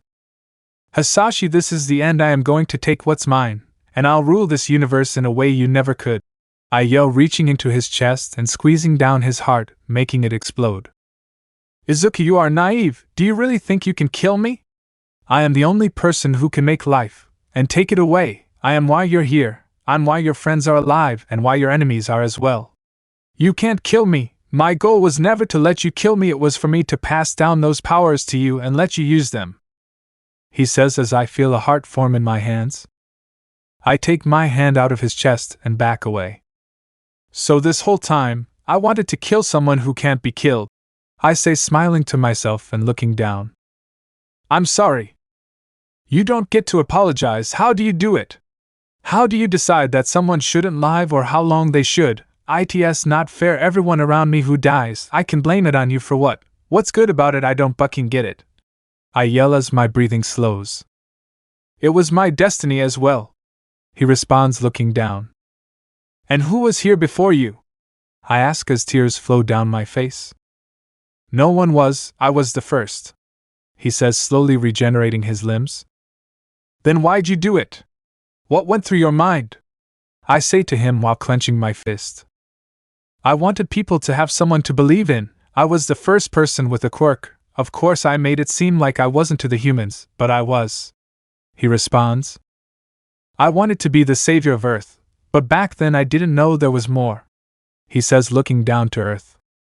"Over the years it became too much, so instead of only bringing life, I decided I had to end it as well. If I didn't, then at some point they'd find out about each other or I'd make a mistake and have a different species of being go on another planet and cause chaos and possibly war. Conflict is not what I want," he says, making me smirk. "Ironic that your plan to get me to take over for you just made your worst nightmare come true," I say, shaking. "You're right, I shouldn't have relied on luck. I should have stepped down and raised you myself, with my goal in mind," he says, looking at his palm as a hologram shows up of me while I was young.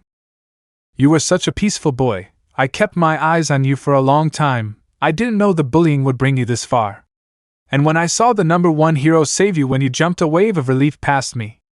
I thought maybe he'd direct you to power, and he did, but I didn't think the Shigaraki bloodline would interfere that bad," he says, showing a picture of a young All for One. "He was misled, just like you were," he says, closing his eyes. "Don't you dare compare me to that bastard," I say, activating One for All.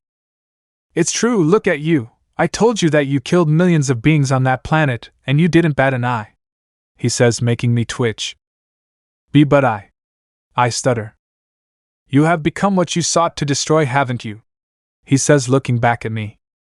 "No, I haven't," I say as I get punched in the jaw, knocking me away. I look back to where I was punched and see the one who kept me grounded the most. "Ah, so it's you. It's nice we finally met," Dad says to the person. Ochaco Uraraka. Chapter 53, Failure. Ochaco POV. "You've become what you sought to destroy," the person says.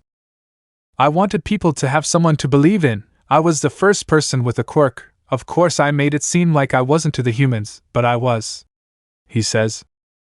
"I wanted to be the savior of Earth, but back then I didn't know there was more," he says, looking down to Earth.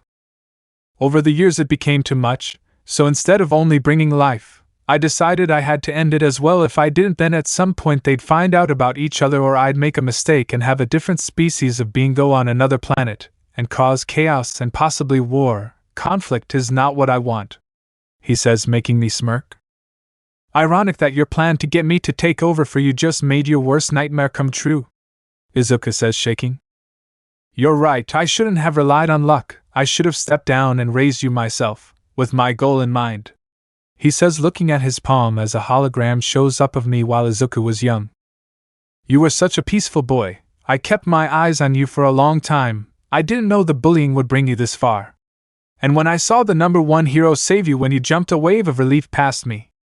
I thought maybe he'd direct you to power, and he did, but I didn't think the Shigaraki bloodline would interfere that bad," he says, showing a picture of a young All for One. "He was misled, just like you were," he says, closing his eyes. "Don't you dare compare me to that bastard," Izuku says, activating One for All. "It's true, look at you. I told you that you killed millions of beings on that planet, and you didn't bat an eye," he says, making me twitch. But I stutter. "You have become what you sought to destroy, haven't you?" he says, looking back at me. "No, I haven't," Izuku says, panicking. I fly to him and punch him in the face. He flies back and looks at me. "Ah, so it's you. It's nice we finally met, Ochaco Uraraka," the person says to me. "Who are you?" I ask, hoping he isn't who I think. "Hisashi Midoriya, that's the name I go by," he says, smiling. "People know me as God," he says, raising his arms out. "What's your deal, Izuku?" I yell at him, making him look at me. What?" he says, dazed. I fly at him and smack him in the face. He doesn't say anything but stares into space. "What happened? Where's the Deku I love? The hero who doesn't give up? I know this isn't him," I say, trying not to cry. "He's dead," Izuku mumbles. I punch him in the face. "Eno hiai senti," I yell, crying. "Izuku, you must own up, take my spot," Hisashi says from behind us. "Shut up," I yell to him before Izuku punches me in the gut, sending me far away. I quickly fly back and see Hisashi's hand on Izuku's head. "Izuku, don't let him, don't become what he is," I yell as I fly at him. He points a finger at me and flicks me away using a quirk. "Stop!" He uses a quirk and immobilizes me. A large white light shows up and makes me close my eyes. Everything goes blank. Izuku POV. "You are now a god," Dad says to me. I nod and look back to see Ochaco gone. "She does not matter anymore," Dad says, putting his hand on my face and making me look at him. I hesitate before nodding again. Nothing matters anymore, I think to myself as I follow Dad to a place I couldn't see before. Narrator POV. "Is she gonna be okay?" Sue asks with tears in her eyes. "Don't worry, she's strong, I think she will be," Mina says, trying to cheer her up. "Guys, look," Kaminari says, pointing to the sky. Down came Ochaco, unconscious. "Shit," Katsuki yells, flying up. He catches her and lands down next to the rest of the class. He shakes his head as he lays her down and walks toward a destroyed building. Dabi and Nagant stand distant, thinking about themselves, along with what Izuku had become.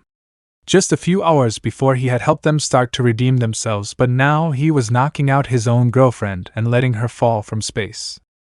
"I thought we were villains," Dabi says.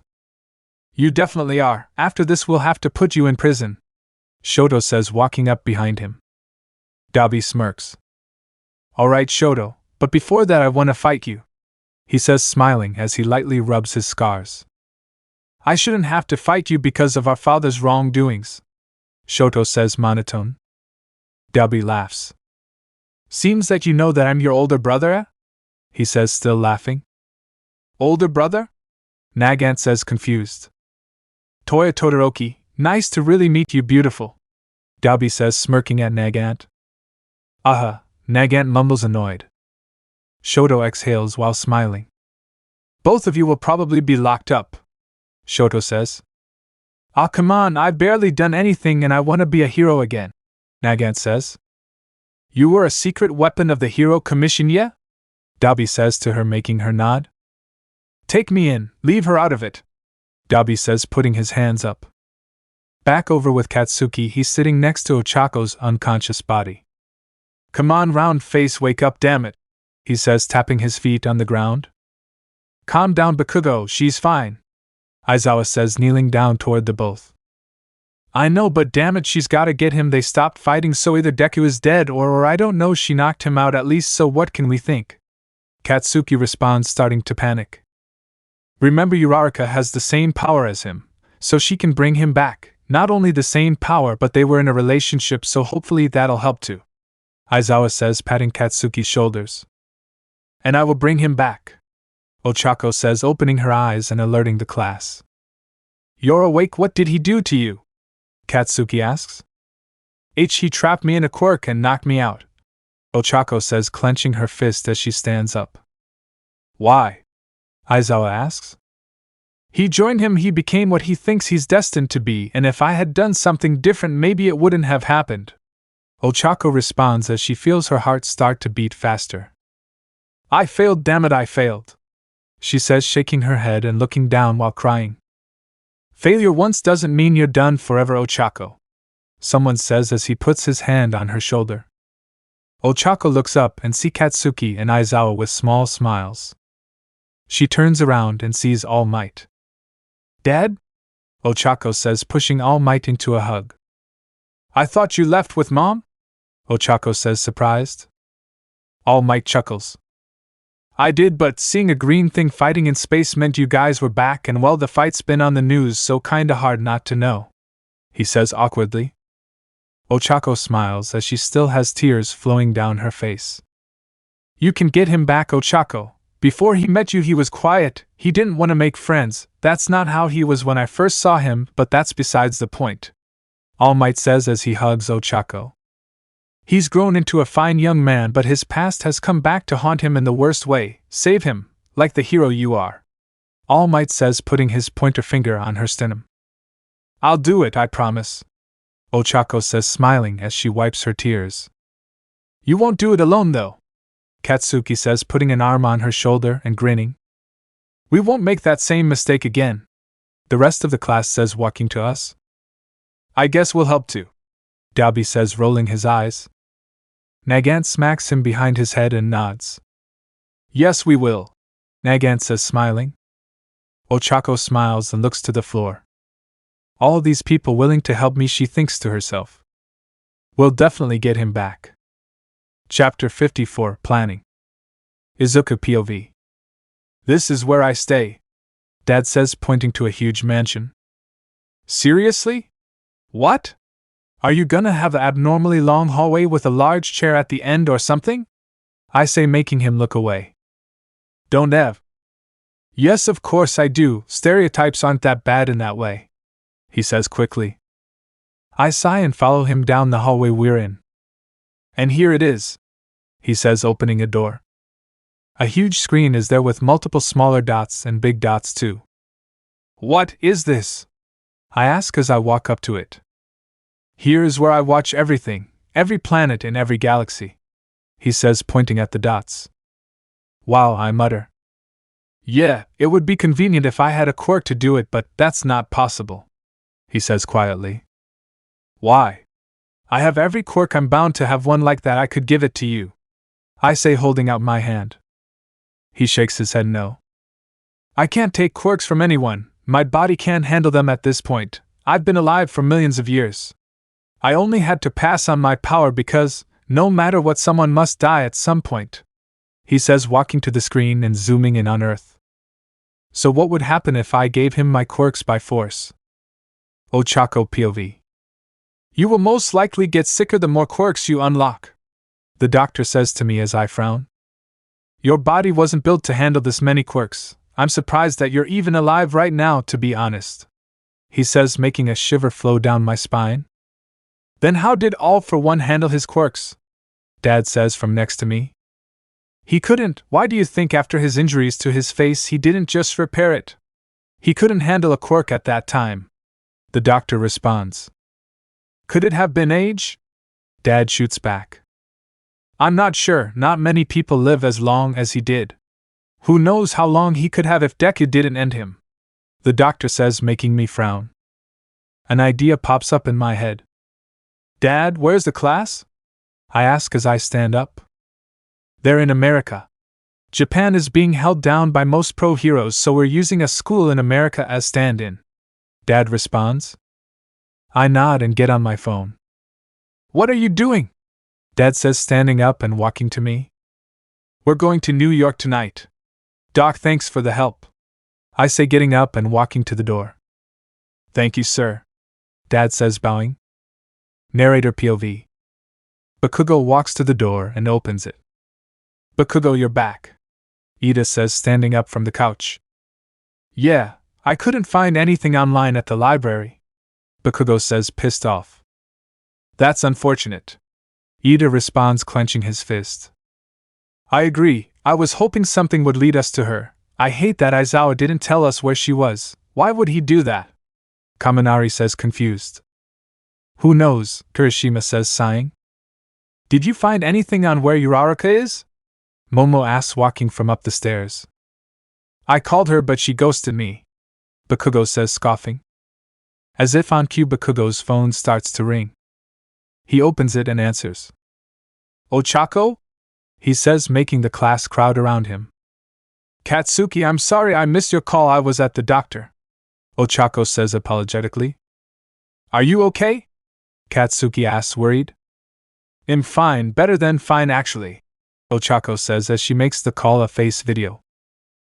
So class is there, Ochaco says, waving. The others wave back and she smiles.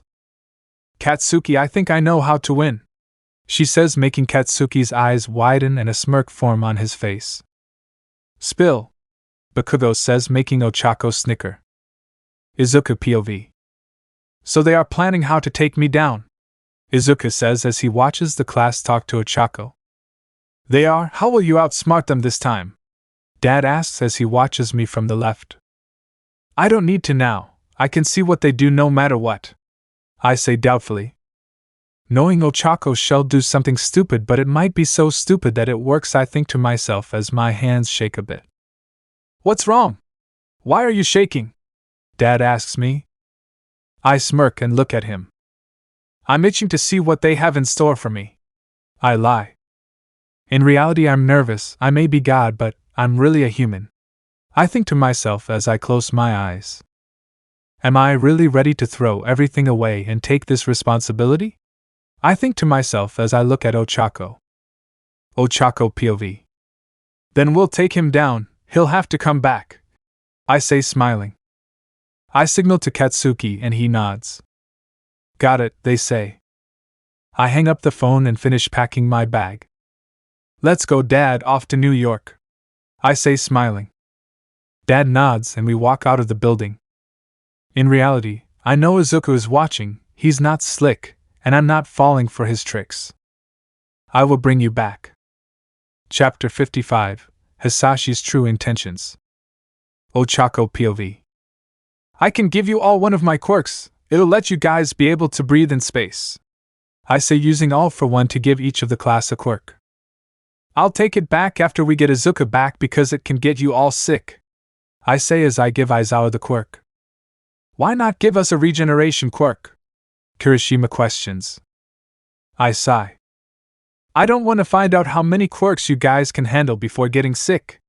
The only reason I'm not dead is because before Dad gave me one for all I was quirkless, I say, looking down. Is that also why Izuku isn't dead? Bakugo asks, making me shake my head. No, he's had one for all since he was younger. All for one had his doctor block the quirk receptors so he couldn't use any quirks. Over time the quirk receptors started to work. Also his father is God, so of course he's not sick, I respond. They all nod.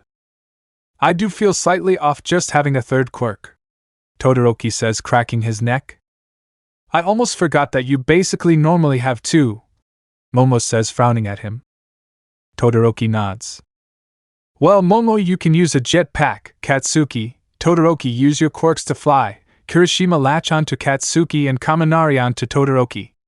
Koda, stay here. Also, Momo, can you create something for some of the class to fly with? I ask, distracting myself. She nods. Let's do this then.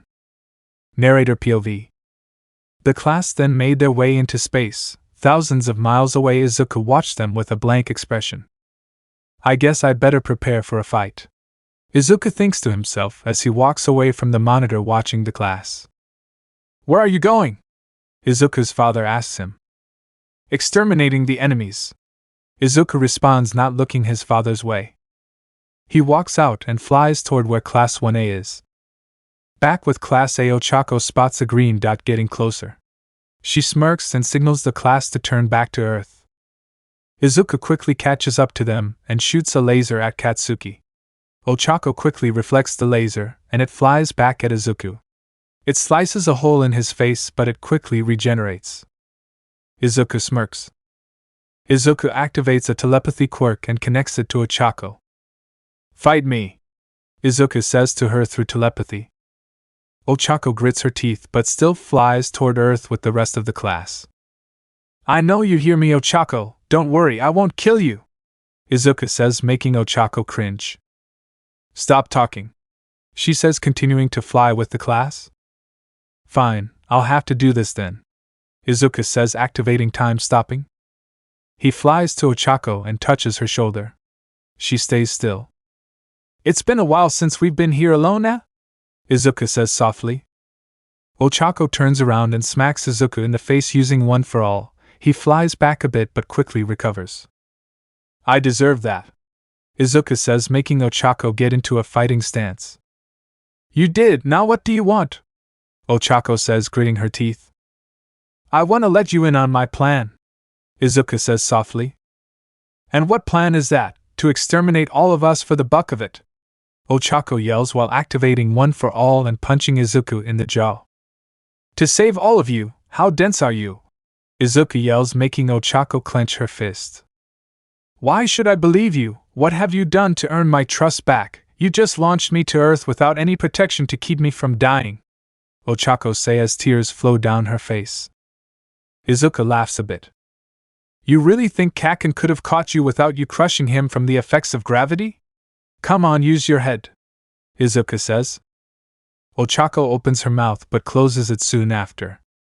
You're right, but buck you, Ochaco says, puffing her cheeks. Okay, so here's the deal.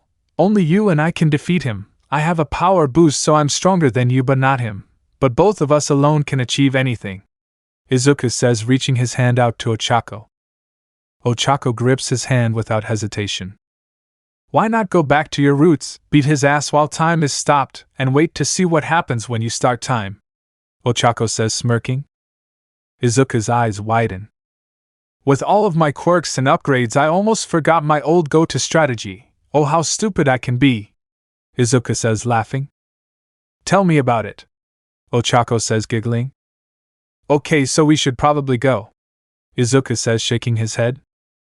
Yeah, let's do it, Ochaco says quietly as the two start to fly away from Earth. They soon reach where Izuku arrived from. There they saw his father standing dormant in the room where he watched the Earth's beings. The two quickly ran toward him. Ochaco swings at him, but suddenly he starts moving and turns quickly. He punches her through the gut, leaving a huge hole in Ochaco's torso. Regeneration quickly kicks in and she regenerates, but both her and Izuku retreat from the room. Did you really think a quirk that I created would be able to stop me as well? You are stupider than I thought, Hisashi says, ripping through walls. Shit, Ochaco thinks to herself as she punches a hole in the roof and flies into the open space. Izuku, she yells out, no response. Izuku flies out through a newly made hole with blood dripping out of his mouth. Ochaco's eyes widen. No way, he got that god power boost, and yet. Ochaco starts to think as she sees Hisashi charge his arm through Izuku's chest. He still stands no chance, she thinks, as Izuku looks her in the eyes. Get him, Izuku says, grabbing onto his father's arm and holding him there. Ochaco flies to them without thinking and punches Hisashi countless times within a second, each punch more powerful than the last. Hisashi's body implodes but quickly regenerates. Izuku continues to cough. Izuku, are you okay? Ochaco asks as Hisashi flies backward. Something's wrong, Izuku says, gripping onto his chest. Hisashi laughs, making Izuku and Ochaco quickly turn to him. Don't be naive, do you think I gave Izuku some sort of power boost? Foolish, in reality I injected a poison that would feel like power at first, but slowly deteriorate his body and mind, leading to his demise. So either way, Izuku will die, Hisashi says, making both the teenagers' hearts drop. I don't need a replacement, I need someone to kill me, but I won't let you take over, no, there won't be anyone like me ever again. I didn't raise you to be my replacement, I raised you to be my demise, my end. That's why I had Almight save you that day. That's why I gave you your power. I can't kill myself unless I'm already weakened by something else. You are that something, Izuku. My perfect experiment. Chapter 56, Ochaco's Advantage. Narrator POV. Izuku and Ochaco stared at the god in front of them. Izuku was in shock because the reality was his father was getting what he wanted, but Ochaco was in shock because she'd be losing Izuku. Hisashi points at Ochaco. You have gotten in my way, time and time again. Your power, All Might's power, it is a curse. You are the bane of my existence, and the only reason I've had to wait for this. Ochaco Uraraka, Hisashi yells at Ochaco. Keep her name out of your bucking mouth. Izuku yells, teleporting to Hisashi and kicking him in the jaw and knocking it clean off. Izuku Midoriya just kicked the shit out of me, sorry. Hisashi grabbed Izuku's leg and ripped it off clean. An eye for an eye, Hisashi says as his jaw forms again. Izuku's leg quickly comes back. Ochaco, we have to outpace his regeneration without having to use ours as much, Izuku says through telepathy. Sounds good. Ochaco responds using telepathy. They both charge Hisashi and start to use everything in their power to dismantle him. His regeneration seems to barely slow down. Buck, Izuku says, catching his breath. Ochaco continues to pummel Hisashi. Bastard, you won't be his demise, he'll die on his own terms. She yells at him while crying and ripping his limbs off over and over. Izuku joins her but doesn't yell. His only goal is to immobilize him. He's human, he has pressure points. Ochaco, stop, he yells to her. I'm gonna target the pressure points that'll make his arms useless, Izuku says through telepathy. Ochaco stops and Hisashi regenerates slower than before. Izuku smirks as he runs at Hisashi and creates a knife in his hand. He stabs Hisashi in each of his pressure points, leaving his arms useless. He also slits his wrist, leaving multiple arteries open. Blood flows out of Hisashi and his eyes widen.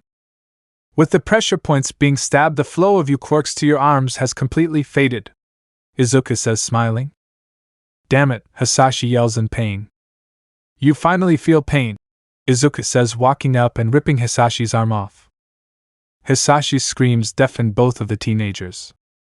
This isn't the end, Hisashi says, kicking Izuku's chest, making him fly back into Ochaco. I am still the Almighty, he says, flying at the two. He roundhouse kicks Izuku in the jaw, dislocating it. Izuku quickly turns back, sends a shockwave of one for all at him. Hisashi was visibly exhausted, but the fight clearly wasn't over. You created these quirks, but you're only human. You can't stand too many quirks when your body was built for one, Izuku says, smiling.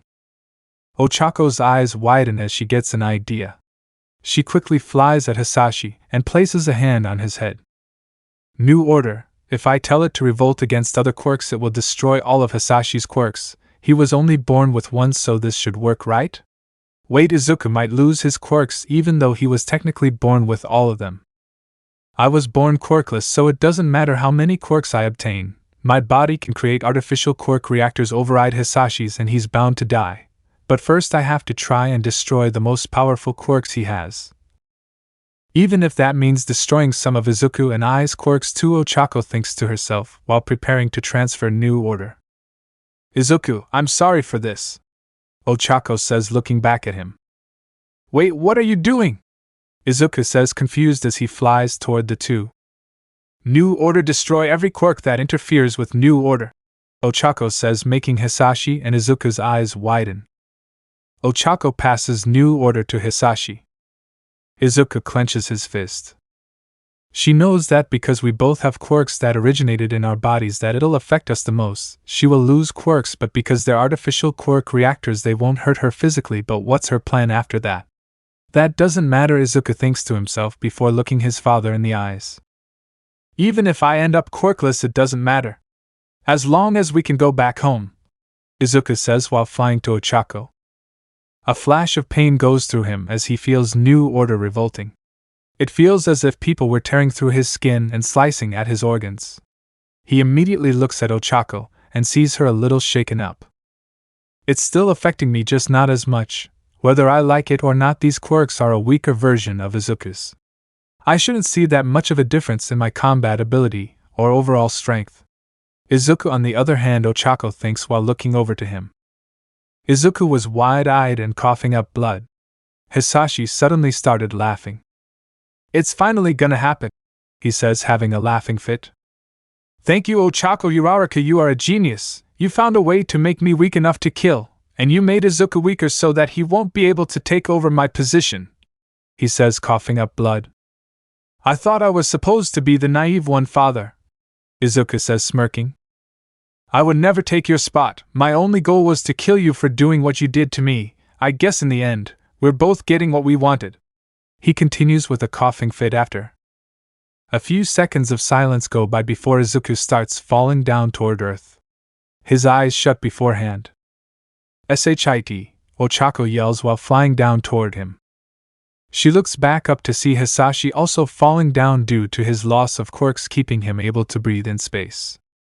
Ochaco catches Izuku and flies him down to earth while letting Hisashi fall on his own. Ochaco and Izuku land on earth, and Izuku quickly opens his eyes and starts breathing. He grips onto Ochaco's hand. "Ochaco, it hurts so bad," he says, gripping his stomach with his other hand. "It'll be alright, I promise. I still have quirks. I'll help you beat him," Ochaco says, smiling and pushing hair out of his face. They had landed in the middle of a city and hundreds surrounded them. Ochaco looked up and saw everyone. Shit, if Hisashi lands here, everyone in the area might get hurt, Ochaco thinks as she stands up and looks around herself. "Everyone, you have to run!" Ochaco yells at the civilians. "The greatest villain is on his way, run!" Ochaco screams again. Everyone runs away, leaving the city next to empty. Ochaco looks up and sees a small dot rapidly approaching. "Izuku, he's almost here, it's time to get up," Ochaco says while Izuku adjusts himself to Earth's gravity. "Alright," Izuku says, getting up. The small dot becomes much more clear and Hisashi smashes into the ground, creating a huge dust bowl. Izuku only had one thought on his mind. "This is at the end of my journey, I've got to win." Chapter 57, Battle of New York City. Narrator POV. Izuku and Ochaco stood against the smoke and dust flying past them. Once it cleared, Hisashi was standing on the ground. He was looking around like he was confused. "It has been so long since I've been on Earth, I'm not used to the gravity here," he says. "That doesn't matter right now," Izuku says, clenching his chest because of the pain. "It's finally time we take you out," Ochaco says, holding onto Izuku's other hand. Hisashi looks at them blankly. "I won't go down without a fight," he says lightly before running toward them. Izuku cracks his neck to the side. "Ochaco, I'll fight him head on, you take vantage points," Izuku says to Ochaco before bolting toward his father. Ochaco jumps onto a building and runs along it. She looks down and sees Izuku fighting Hisashi. Hisashi's combat is surprisingly good without having arms. Ochaco thinks to herself as she starts to form a ball of energy using One for All in her hand. One for All has gotten so powerful my body can't handle it, but at least now I can use it as a psychical weapon for range as well, Ochaco monologues. Ochaco connects to Izuku via telepathy and begins to throw the One for All sphere. 6 o'clock incoming, Ochaco says. Izuku dodges to the right quickly and the sphere Ochaco threw hits Hisashi in the torso, making him cough up more blood. Izuku smirks and uses his position to throw himself up and roundhouse kick his father, sending him flying to the right into a building, making it start to collapse. She hears a scream and sees a child on the roof of the building. "Help us, we didn't evacuate," a woman next to the child yells. "Shit," Ochaco thinks to herself before she feels a jolt of energy. Time starts to slow down for her. She jumps up and starts to scale the slowly falling building. Is time slowing down for everyone else? Ochaco asks Izuku through telepathy. Izuku doesn't answer for a few seconds and Ochaco looks down at him to see him with his mouth open as he runs toward Hisashi. "No," Izuku says, sounding slow. "I guess I'm just fast then," Ochaco thinks to herself as she runs to the child at the top of the building. She stops and the boy screams and falls back. "Are you okay?" Ochaco asks as the boy recuperates. "You're fast," he says before shaking his head. "Anyways, they're in the building that's falling as we speak," the boy says before Ochaco starts sprinting into the building. She runs down the stairs. Since everything is slowed for her, she could see every detail, papers flying slowly and cracks appearing in the building. She spots people running down the stairs. She punches a hole in the side of the building using One for All and grabs everyone quickly. She flies back up to the top and grabs the boy there. She runs to the edge of the city and sees water. She places the people in a boat and runs back to the falling building. Her eyes widen. "Holy shit, it's the Empire State Building," Ochaco thinks to herself as she looks and sees Izuku land a punch on Hisashi. She looks and sees the buildings under the Empire State about to get destroyed.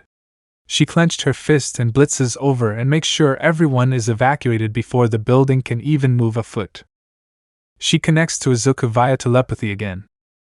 Stand still, this is gonna hurt, but make sure Hisashi gets hit as well, Ochaco says to him before running up a skyscraper behind the Empire State Building. Alright, Izuku communicates back. Ochaco breathes in and jumps toward the Empire State. Boost, she says before activating a boost quirk along with one for all and any strength quirk she has access to. She punches the building, making it accelerate at unmatched speeds straight into the ground. A loud boom fills the city. Thousands of glass shards start to fall from around the whole city. Ochaco feels her ears pop but lands on another building. Izuku, are you okay? She says through telepathy. She hears him coughing. Yeah, come help me out down here, he says before the connection cuts off. A shockwave goes through the Empire State's remains and out comes Izuku. Hisashi flies up behind him and kicks him down, catching him off guard. Ochaco jumps down while using one for all and flings another sphere at Hisashi. He turns and kicks it back at her. What? How, Ochaco thinks to herself while creating another one for all sphere. Come on, maybe I've overestimated you, Ochaco Uraraka. Maybe you're just like your father, a failed pawn to my own plans. Hisashi says while using a quirk that succeeds in making Ochaco feel a pain in her chest and results in her not being able to move. Now you'll be just as useless as he was, Hisashi says. Hisashi creates a blade and jumps up, kicking it straight at Ochaco. Ochaco clenches her fist, but before the blade could go through her chest, she appeared behind Hisashi. Huh! Ochaco thinks to herself as she looks up. Izuku was in place where Ochaco was. In the end, she ended up being your own downfall, Hisashi says, laughing at Izuku. Ochaco charges energy and points a hand at Hisashi, who wasn't paying attention to her. She clenches that hand into a fist and Hisashi's legs get crushed. Regeneration slowly starts to come back but stops halfway. Hisashi's eyes widen. Hisashi turns and sees Ochaco smiling with her fists both clenched. It worked, Ochaco yells with a laugh. You hitch, Hisashi says before getting kicked in the back of the head by Izuku. You used New Order to destroy my quirk with the chance of destroying regeneration, Hisashi says, smiling. Maybe I was wrong and you aren't as useless as your father, Hisashi says before looking over at Izuku.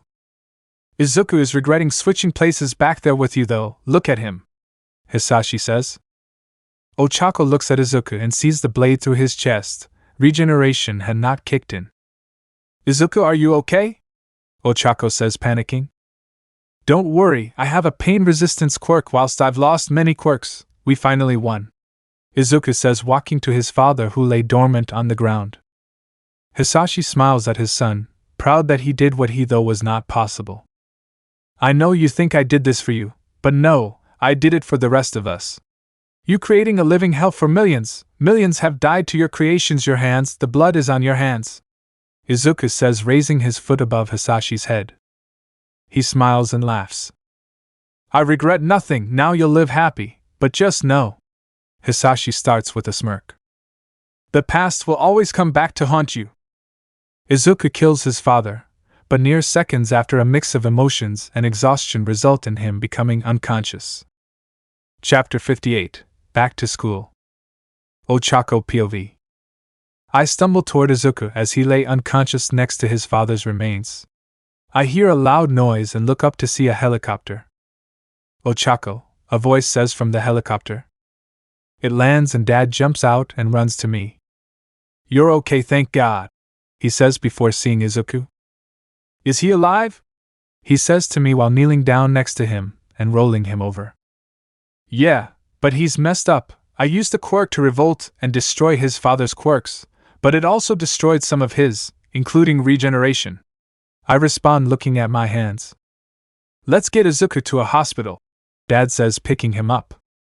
I grab Dad's shoulder and teleport us back to Japan, but a prefecture where there wasn't chaos. We find a hospital and bring Izuku in. They insist I get checked up and I agree to, but with the guarantee that I'd be in the same hospital room as Izuku. Narrator POV. Ochaco had been running off of pure adrenaline. She was almost fully healed because of regeneration but still had bruises and scratches covering her body. She fell asleep as soon as her body hit the hospital bed. Izuku, on the other hand, was almost dead. He had lost tons of blood because of the blade through his chest. It had also punctured a lung, broken multiple ribs, and narrowly missed his heart. He was lucky to be alive and had to be rushed into surgery. Back in Japan, hundreds of heroes had been pronounced dead. Thousands of villains had gone missing but were presumed dead because Aizawa told the hospitals about Izuku's rampage. Overall, it had been a win for the heroes, but not at a low cost. After the multiple surgeries Izuku had, he was left in multiple casts. He had to stay in the hospital for a month before being released. Once he was, everyone welcomed him back to UA. They also welcomed him back to society.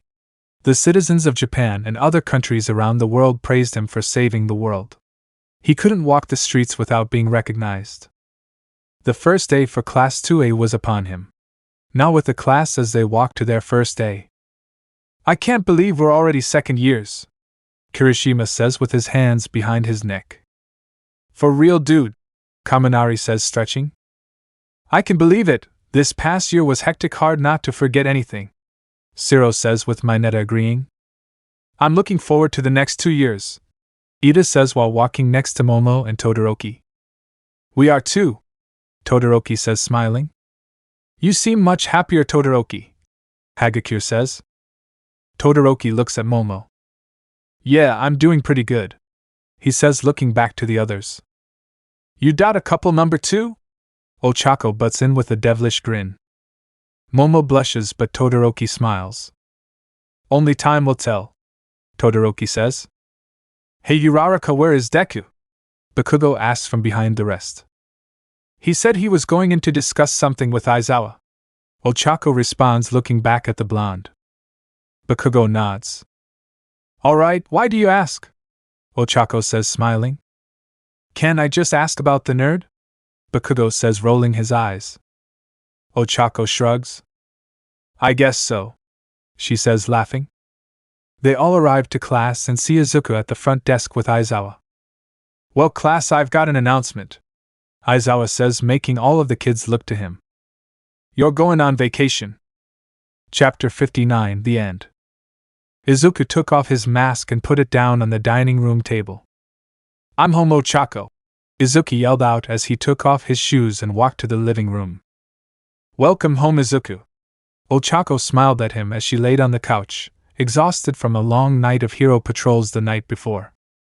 "Man, being a hero is hard." Izuku plopped himself next to Ochaco and leaned his head on her shoulder. "Sure is." Ochaco yawns and leans her head on his. "So we still on for tonight?" Izuku stretches while getting back up. "Yeah, I'm excited. Why won't you tell me where you're taking me, though?" Ochaco complains while Izuku smiles and laughs. "Patience, my love, you will find out later." Izuku smirks at her, and she puffs her cheeks while looking away. "Fine," Ochaco scoffs. Izuku shakes his head and walks into their room. He shuts the door and digs through his pockets before pulling out a small case. He opens it and stares at the ring inside. "Tonight's the night," he thought to himself before shutting the case and putting it in between their mattress and the bed frame. Izuku started to change out of his hero costume, and Ochaco walked into the room. "Hey Izuku, what time are we leaving?" she says while watching him change. Izuku stares at her for a second before laughing. "We can leave whenever you please," Izuku says as he pulls down his pants. Ochaco giggles. "Remember when I first saw it?" Ochaco bursts out laughing, remembering her time back in UA. They graduated 10 years ago and had been together for 13 now. Izuku had been pressured to propose to her since they were 19, especially since way back then when they were 16 he had an impromptu proposal before he and her fought his father. Now, the 28-year-old Izuku and 27-year-old Ochaco lived together in a big house on the countryside. Izuku had learned to finance when he was 17 because a lot of him money from saving the world was leaving his bank account fast, and he didn't want to be broke by 20, and that worked out because now he was still rich over 10 years later. Yeah, it was really funny in retrospect. Izuku put on a pair of jeans and took his shirt off. Ochaco walked over to the bed and sat down with a smirk on her face. "Wanna have a bit of fun before we go?" she offers while pulling the shoulders of her shirt down to her stomach. It falls down to her sides and she puts one leg over the other, attempting to seduce Izuku. Izuku pulls a new shirt on and laughs. "Later, I promise." He smirks and Ochaco sighs. Fine, Ochaco continues to take off her clothes as she wants to change as well. "Any big villains on patrol?" Ochaco asks as she puts on a pink sundress and a beige sun hat. "Not today, no. Things have been pretty tame, you know that." Izuku smiled and laughed as he put on a jacket. "It's cold out, isn't it?" Ochaco sighed and Izuku nodded. She quickly took of the sundress. "Why did I think it would be spring weather yet?" Ochaco muttered, scolding herself. It was December. Since Ochaco retained all of the quirks, so she had a cold resistance quirk as well, but she just didn't want to look silly wearing something like that in a cold. Izuku, on the other hand, almost lost all of his quirks. The only remaining were One for All and its quirks and the time-stopping quirk. Kanpiki still didn't work for him fully, even though it was now a quirk inside One for All. Doctors were confused about it, and so were he and Ochaco, because they actually knew how One for All worked. Izuku patted her head. "Yeah, you're a dope sometimes." Izuku laughs and Ochaco punches him in the gut. Ouch! Izuku giggles and starts to poke Ochaco on her stomach. Ochaco falls back onto the bed and Izuku continues to poke her stomach. Stop, Ochaco laughs. She's very ticklish. Izuku chuckles and stands above her, still poking her all over. Izuku falls over on top of her and kisses her. Once he stops, he sees Ochaco's permanent blush a little darker than usual. "Are you sure we have to wait till later?" Ochaco breathes heavily while her hands are wrapped around his neck. Izuku smirks. "Yes, I am sure." He smiles, obviously trying to annoy her. Ochaco rolls her eyes. "You used to be like a rabbit with it, so honestly I'm surprised." Ochaco teases, making Izuku laugh. "How could I not be? With how beautiful you are, anyone would want that." Izuku flirts. "Don't say that and not back it up." Ochaco pulls him down closer and kisses him again. Izuku pulls away after a few seconds and puts his hands up. "Like I said, later." He smiled sarcastically. Izuku walked out of the room and put on his green jacket. Ochaco huffed as she also got up and put on a jacket. Izuku opened the door and Ochaco walked out. The two walked to the car and got in. "Can you tell me where we're going?" Ochaco asks while Izuku fiddled with the keys. "Nope," he replied, finally getting the keys in the ignition. Izuku started the car while Ochaco puffed her cheeks and looked out the window. The two drove for a good hour before entering a city so familiar. "Well, we haven't been here in forever," Ochaco said while mesmerized by the pretty lights. "Yeah, thought it would be fun as a late Christmas celebration," Izuku said while pulling into a parking lot. Ochaco smiles and looks at Izuku as he takes off his seatbelt. "I remember this restaurant. We came here for our 10-year anniversary." Ochaco also takes off her seatbelt. "Yeah, I really loved the food, and we both had to work late last night even though it was Christmas, so we never really got to celebrate." Izuku looks over to her and smiles. Ochaco giggles and kisses him on the cheek. "I'm hungry, let's go eat." Ochaco backs off Izuku and opens the door. Izuku smiles and also opens his door. The two head in the restaurant and have an amazing dinner. They manage to stay unrecognized because Ochaco used a quirk to change their faces. Once they walked back outside, Ochaco went to walk to the car. "Wait," Izuku said, making Ochaco turn around. "Huh? What's up?" Ochaco questions. "Come with me." Izuku runs over and grabs her hand. "What are you doing?" Ochaco asks as Izuku runs head first at the building. He stops time and taps Ochaco's shoulder. He jumps up onto the side of the building and starts to run up again. "Remember this place?" Izuku asks as they dash up the building. "No," Ochaco answers while holding her dress to her body as to not reveal herself even though no one could see. "Well," Izuku started as they reached the top of the building. "Ochaco, this is where I took you the first time we hung out in high school." Izuku smiled as Ochaco let go of his hand and he started time again. She walked to the edge and looked down at the city. She saw U.A in the distance and smiled. It's a beautiful view, isn't it? Ochaco says, making Izuku smile, remembering the first time they were up there.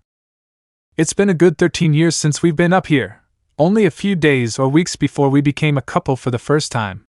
Izuku walked up next to her and put his hand on her shoulder. This is where I fell for you. Ochaco looked over to him with a blush and a smile. I love you, Izuku, Ochaco says before looking back to the city. Izuku backs off and breathes in before feeling his pocket. Ochaco, you've changed my life countless times. Izuku starts. Ochaco's eyes widen as she realizes what's happening. You've been there at the lowest of lows and the highest of highs. Izuku smiles and takes the ring case out of his pocket. We've been together for 13 years. Almost half of our lives have been spent together. Izuku fiddles with the ring case and turns back toward Ochaco, who was now looking at him with tears in her eyes. You were there when I found out the real nature of my quirk. You were there when I beat Hisashi. You were there when I graduated from my dream school. You were there when I became #1 hero. You've been there for me when I didn't need you and when I did. You've saved my life multiple times, from villains and from myself. Izuku also starts to tear up. You've seen me go from the snobby quiet boy to an outgoing fun-loving man. A lot of which I give credit to you for helping me achieve. I give you credit for making me the man I am today. Without you by my side, who knows where I'd be. One constant, though, is that back then I told you I'd stop time forever if it meant I got to be with you. So I guess as much as I've grown, some things never change. Along with that, not only have I seen you go from a little 5'6" cute young woman to a gorgeous, still 5'6", beautiful woman, who went from being immature to being the most wise person I know. I truly am lucky to call you my girlfriend. Izuku looks at his watch. It's 12 a.m. December 27th. Your 28th birthday, Izuku says with Ochaco being surprised. Ochaco, happy birthday, but I'm tired of calling you my girlfriend. Izuku walks toward Ochaco with tears in his eyes. He kneels down. Ochaco Uraraka, will you become my wife? Izuku says with tears now flowing down his face. Ochaco bursted into tears and fell into Izuku's arms. The two cried for a few minutes before Ochaco sniffled and backed up, holding her hands on Izuku's shoulders. Another thing that never changes is your crying. Ochaco giggles. Izuku chuckles. Runs in the family, Izuku says, remembering Inko. So? Izuku sniffles and shows her the ring. It took you long enough, Ochaco says, looking at the ring and starting to cry again. Yes, I'll be your wife, I'll marry you, Ochaco replies before grabbing Izuku's cheeks and kissing him. Ochaco, I love you so much, and I'll love you until the day I die, Izuku says after Ochaco lets go of her kiss. Ochaco giggles. I love you too, Izuku. Let me know in the comments below if you guys want the next part. Also check out my other video that has been shown and left. Thank you for watching. If you enjoyed this video, please like and share this video. And have a fantastic day. Bye.